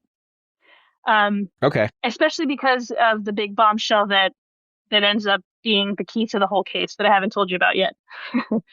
So when I hinted at this earlier, which was that, remember I told you a CPS social worker was assigned to investigate this sexual assault, and she visits him in the jail. So in every case where there's something like this happen, there's a co-occurring investigations, right? They're parallel. The cops investigate a sexual assault, child sexual abuse, and CPS is also called because cops are mandated reporters. Yes. The CPS social worker is called by the DA. And in her report, she says she goes to the jail to interview my client, and that my client told her that his younger sibling had threatened to make these false allegations against him, basically, is what it says in there. The sister. Yes. It doesn't actually say sister, but it says younger sibling. It's corroborating what he's going to testify to. She also interviewed, the sister didn't testify, by the way. The sister moved to Mexico. before this trial, and she couldn't come back because of immigration status. She left her mom, basically. She and her mother had a falling out, and she moved away, finally. So she didn't testify. But I got out of the social worker that she interviewed, not just my client, but all 3 kids and the mom as part of her investigation. And in the interview, I said, so you interviewed the sister, and without telling us anything, she said, is it fair to say she didn't know anything about any of this before the police came? Correct. That's correct. And so I put my client on because I wanted to put in the 911 calls, because the sister called in her 911 call saying my brother kicked my mother. At the very end of the call, almost like an afterthought, she says, oh, and he's been touching my brother, and we have proof. And the 911 operator either doesn't hear it or ignores it or something. It's kind of weird. It's like there's this de minimis physical contact. Oh, and by the way, he's also molesting my brother or touching my brother. He's been touching my brother. That's an important. Oh, so it's the bombshell of the case. So I put my client on to be able to authenticate both 911 calls and get that in. And he testified that before, when he said to his mom, if you hit me, I'm going to call the police on you. His sister said, if you do anything to hurt my mom, I'm going to tell them you've been touching my brother.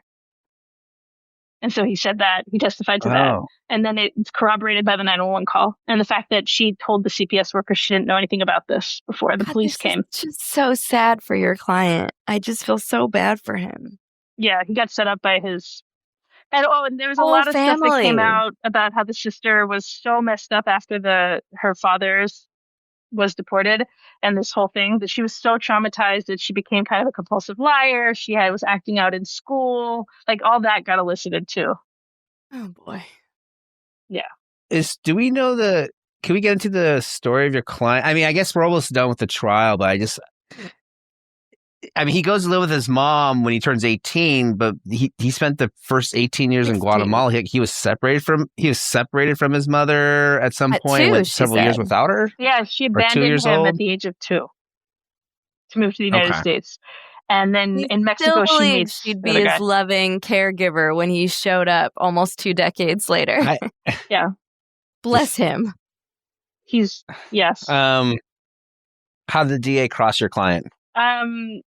So the main thing that she really focused on, I knew she would, was the text. So we went through each text. Actually, my second chair, Rico, did the direct of my client, which I thought was he did such a beautiful job. He was incredible. He went through each text and asked what was going on. And my client was like, there was literally thousands of text messages between us. And he explained all that. And he went through, we had proof that they were Google Translate. I don't know if you know this, but if you misspell the word in the original language in Spanish, then it just won't translate it. It'll just copy it over. And he wrote, instead of hermano, which means brother, he wrote headmano. He misspelled the R to a D, so it just copies over the D.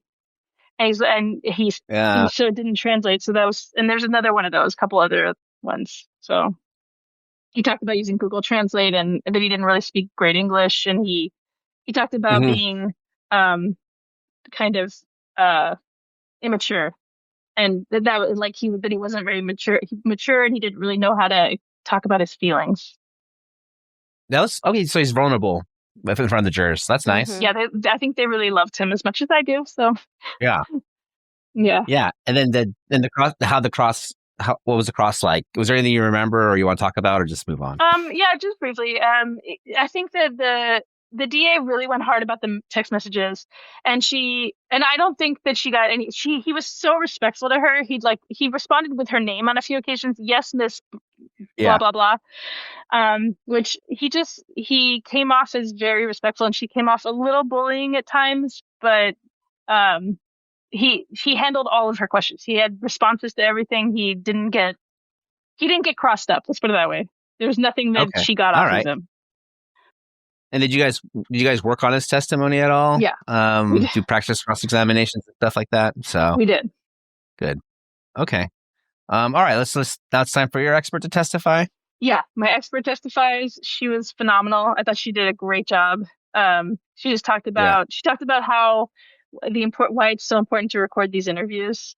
And she said the studies show that people don't remember a huge amount of what happened if they just write notes. They don't remember the questions or the answers to a lot of things. Mm-hmm. She just did a great job. She talked about suggestibility and how kids are suggestible, and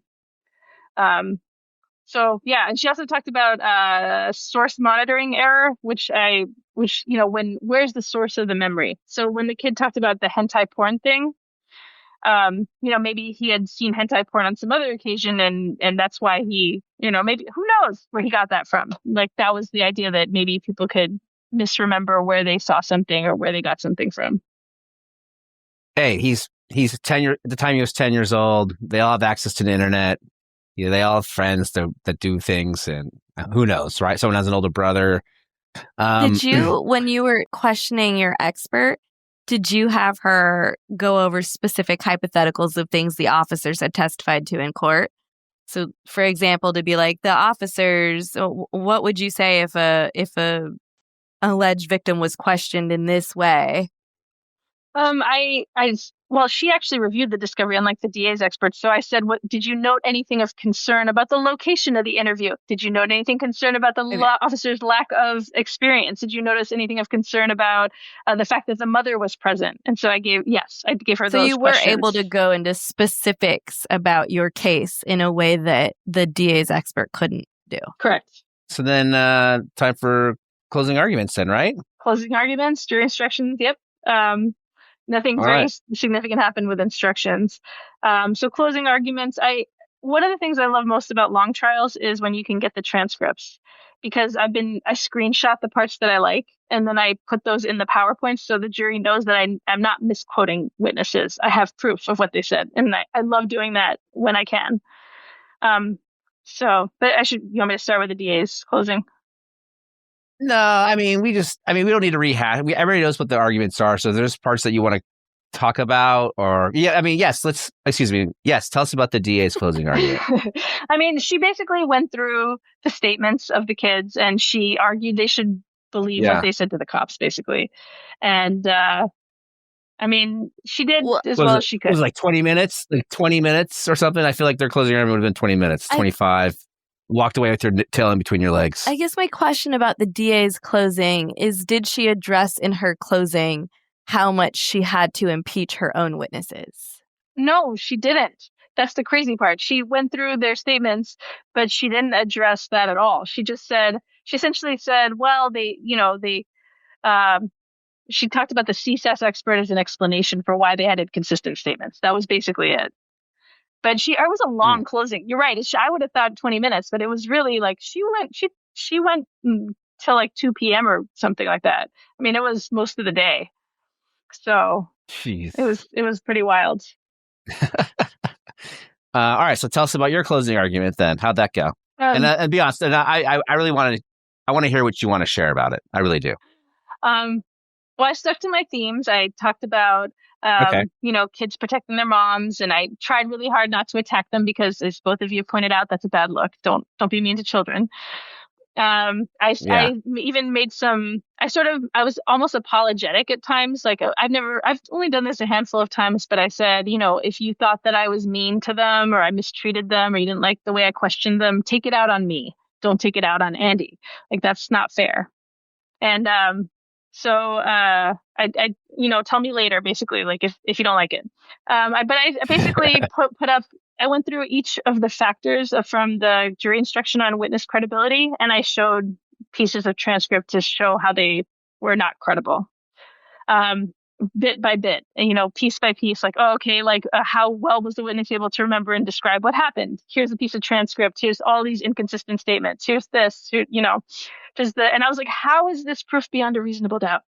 How? Right. Because there is a jury instruction that the jurors get that says you are in charge of assessing the credibility of witnesses. Here are some factors that you can use. You don't have to, but you can, to assess whether or not their testimony was credibility. It was ability to perceive, ability to remember any prior inconsistent statements, a reason to lie, motive or bias, like all these things. And you can, there's probably like 6 or 7 of those factors that you could use in your closing argument. Exactly. So, and I said, and I did say one thing. I said, you might wonder why if they made all this up to get rid of my client, why did they come in here and maintain that something happened?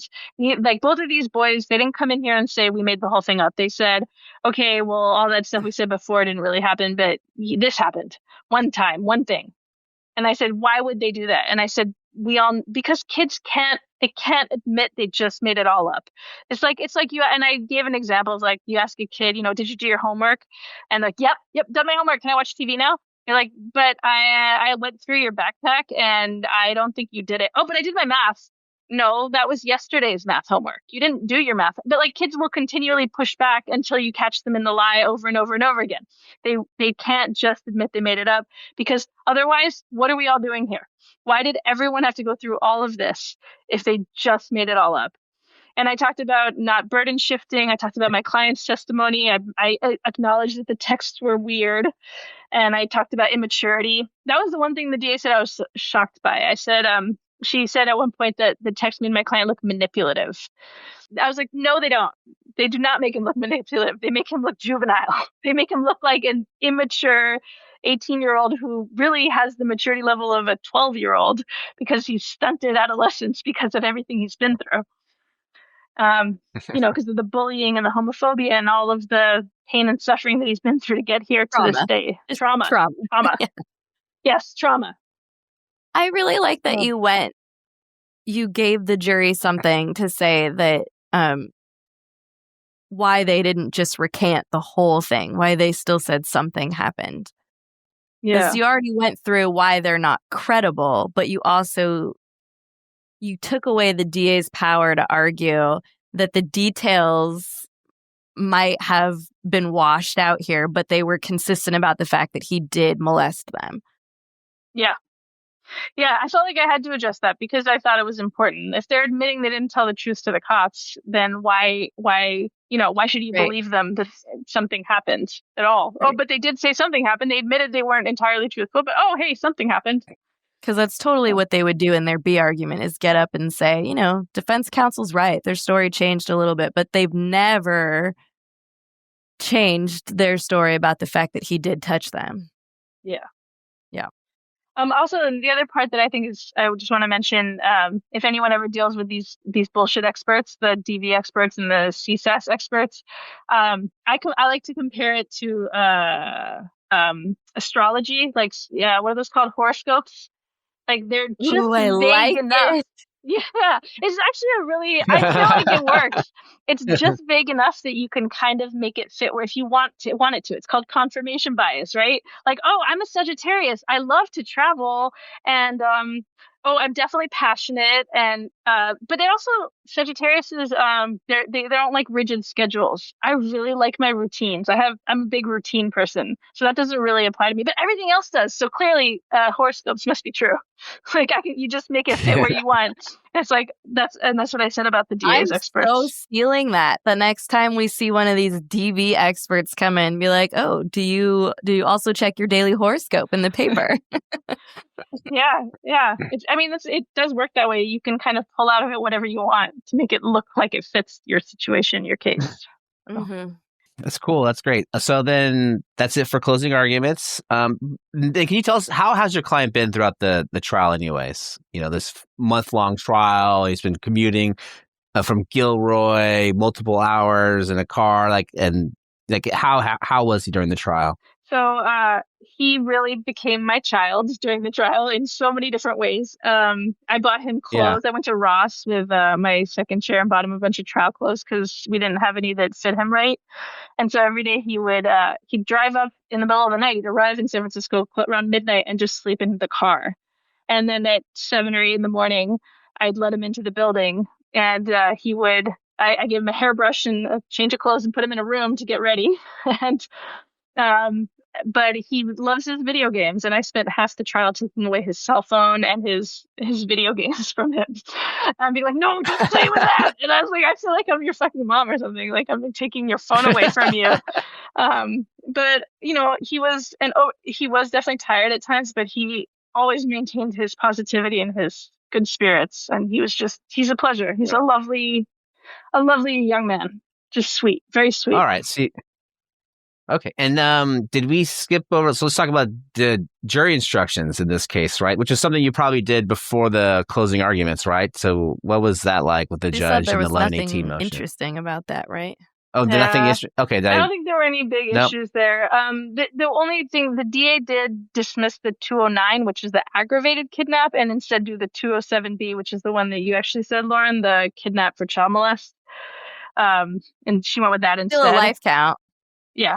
Well, no. 207B is not a life count, but Kidnapping for the purpose of another crime? 209B is, not 207B. Gotcha. Kidnapping for rape or sodomy is, but for some reason kidnapping for lewd and lascivious isn't. I don't know why, but it isn't. Oh. It is 207B. I didn't know that either, by the way. I've never seen that one. I've never seen that charge before. Lewd and lascivious is just a felony. Is it just kidnapping for a misdemeanor isn't, but kidnapping for a felony is? Life count, maybe? Lewd and lascivious conduct's a felony. It is a felony. Is that a felony? Mm-hmm. Yeah. I didn't realize that. I thought all of the kidnap for the purpose of another crime was life. Yeah, I thought that too. The 209s are. 209A and B are. I'm just going to edit out the part I got wrong, guys, just so you know. I'm going to. Well, that's great, though. You knocked out a life count before it got to the jury. So, yeah. One of the life counts is off the table. That's a win to start with.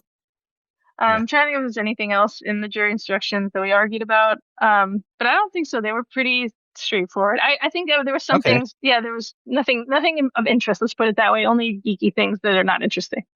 All right. So then, so how long did the jurors deliberate for?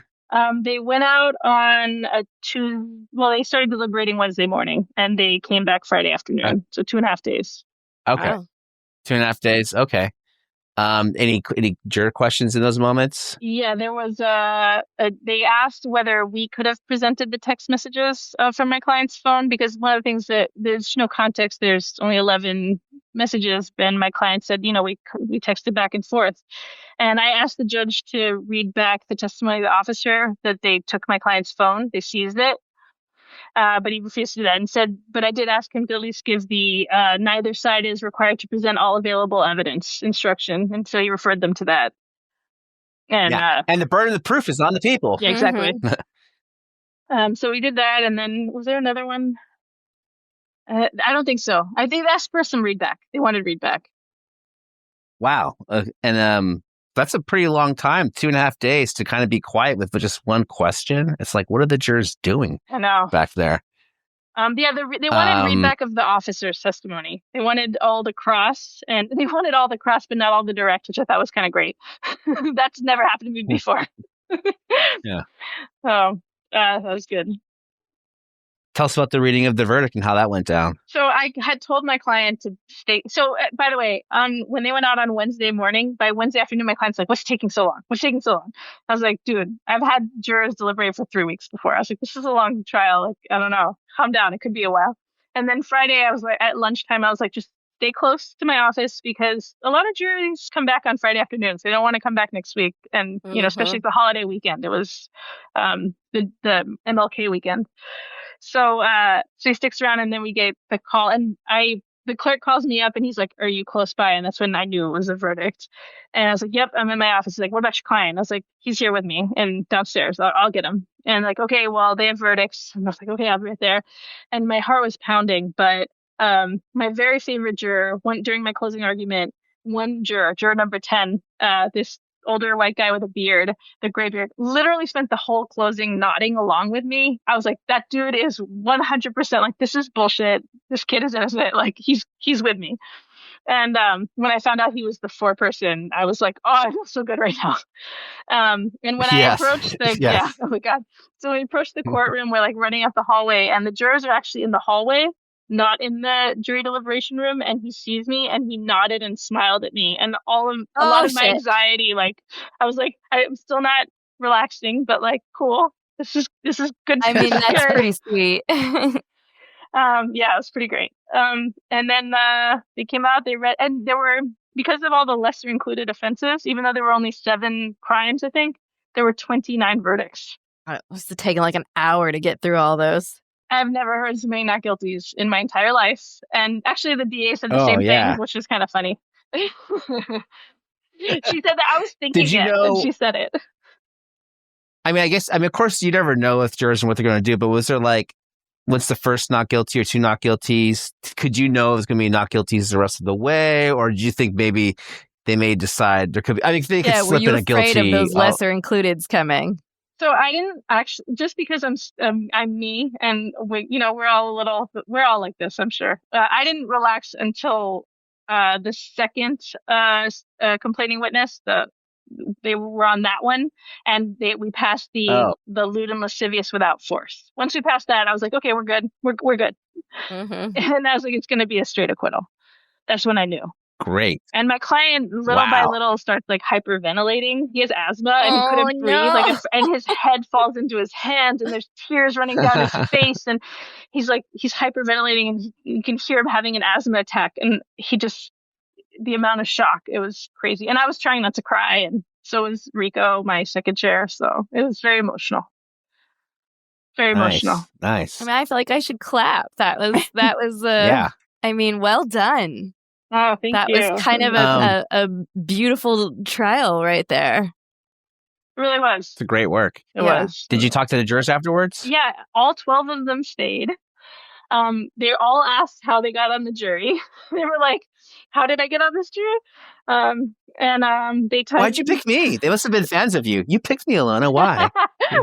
Well, one lady was like, we had a lawyer on the jury, and she's like, I thought, you guys didn't want lawyers ever. Lawyers never make it onto juries. And I was like, well, I think it depends on the case. It depends what kind of case it is, personally. And and I was like, I think the DA is the one who really didn't want lawyers. Like, she kicked the other lawyers off.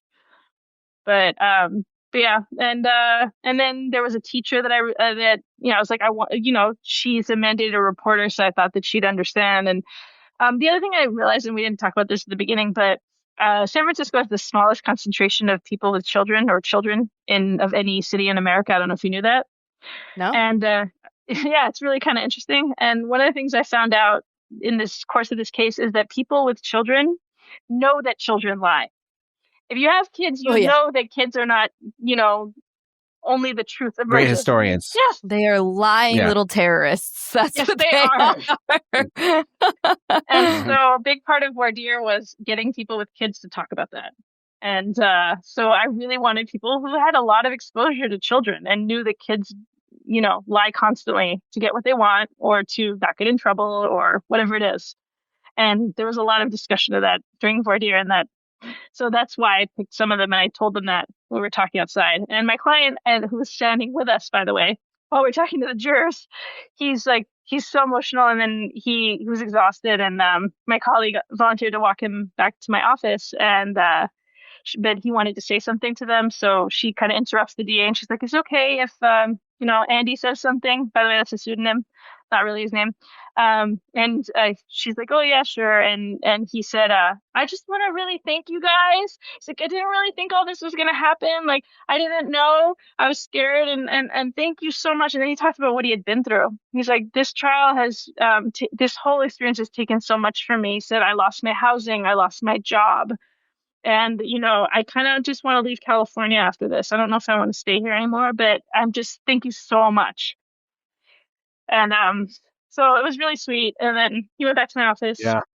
And we talked a little bit longer. The jurors wanted to know the consequences of what would happen. The DA and I were standing there, and we're like, "Yeah, it was a life case." And they were like, "Really? Oh my God." And so there was some discussion of that. They knew he was an immigrant, so they wanted to know about that. That was the other interesting part. What happens now with his immigration status?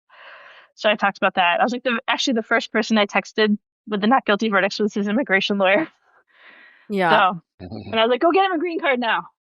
I mean, those jurors and you saved his life in a couple of different ways. Yeah. They did, and we did, and it was really momentous and very. I was crying for days on end, tears of relief and joy. It was just really beautiful. Yeah. Well done. Thank you. Well done, Ilona. Seriously. Thank you. Thank you. That was great. And your voir dire, that was great too. I feel like the Bay Area and the public defenders across the county proud. Yeah. We're Thanks very for proud. So, okay, so you've been on the podcast before. And, usually we close it out with like, tell us why you became a public defender. So, how long have you been a public defender for now? Like how many years are we talking? 12 years.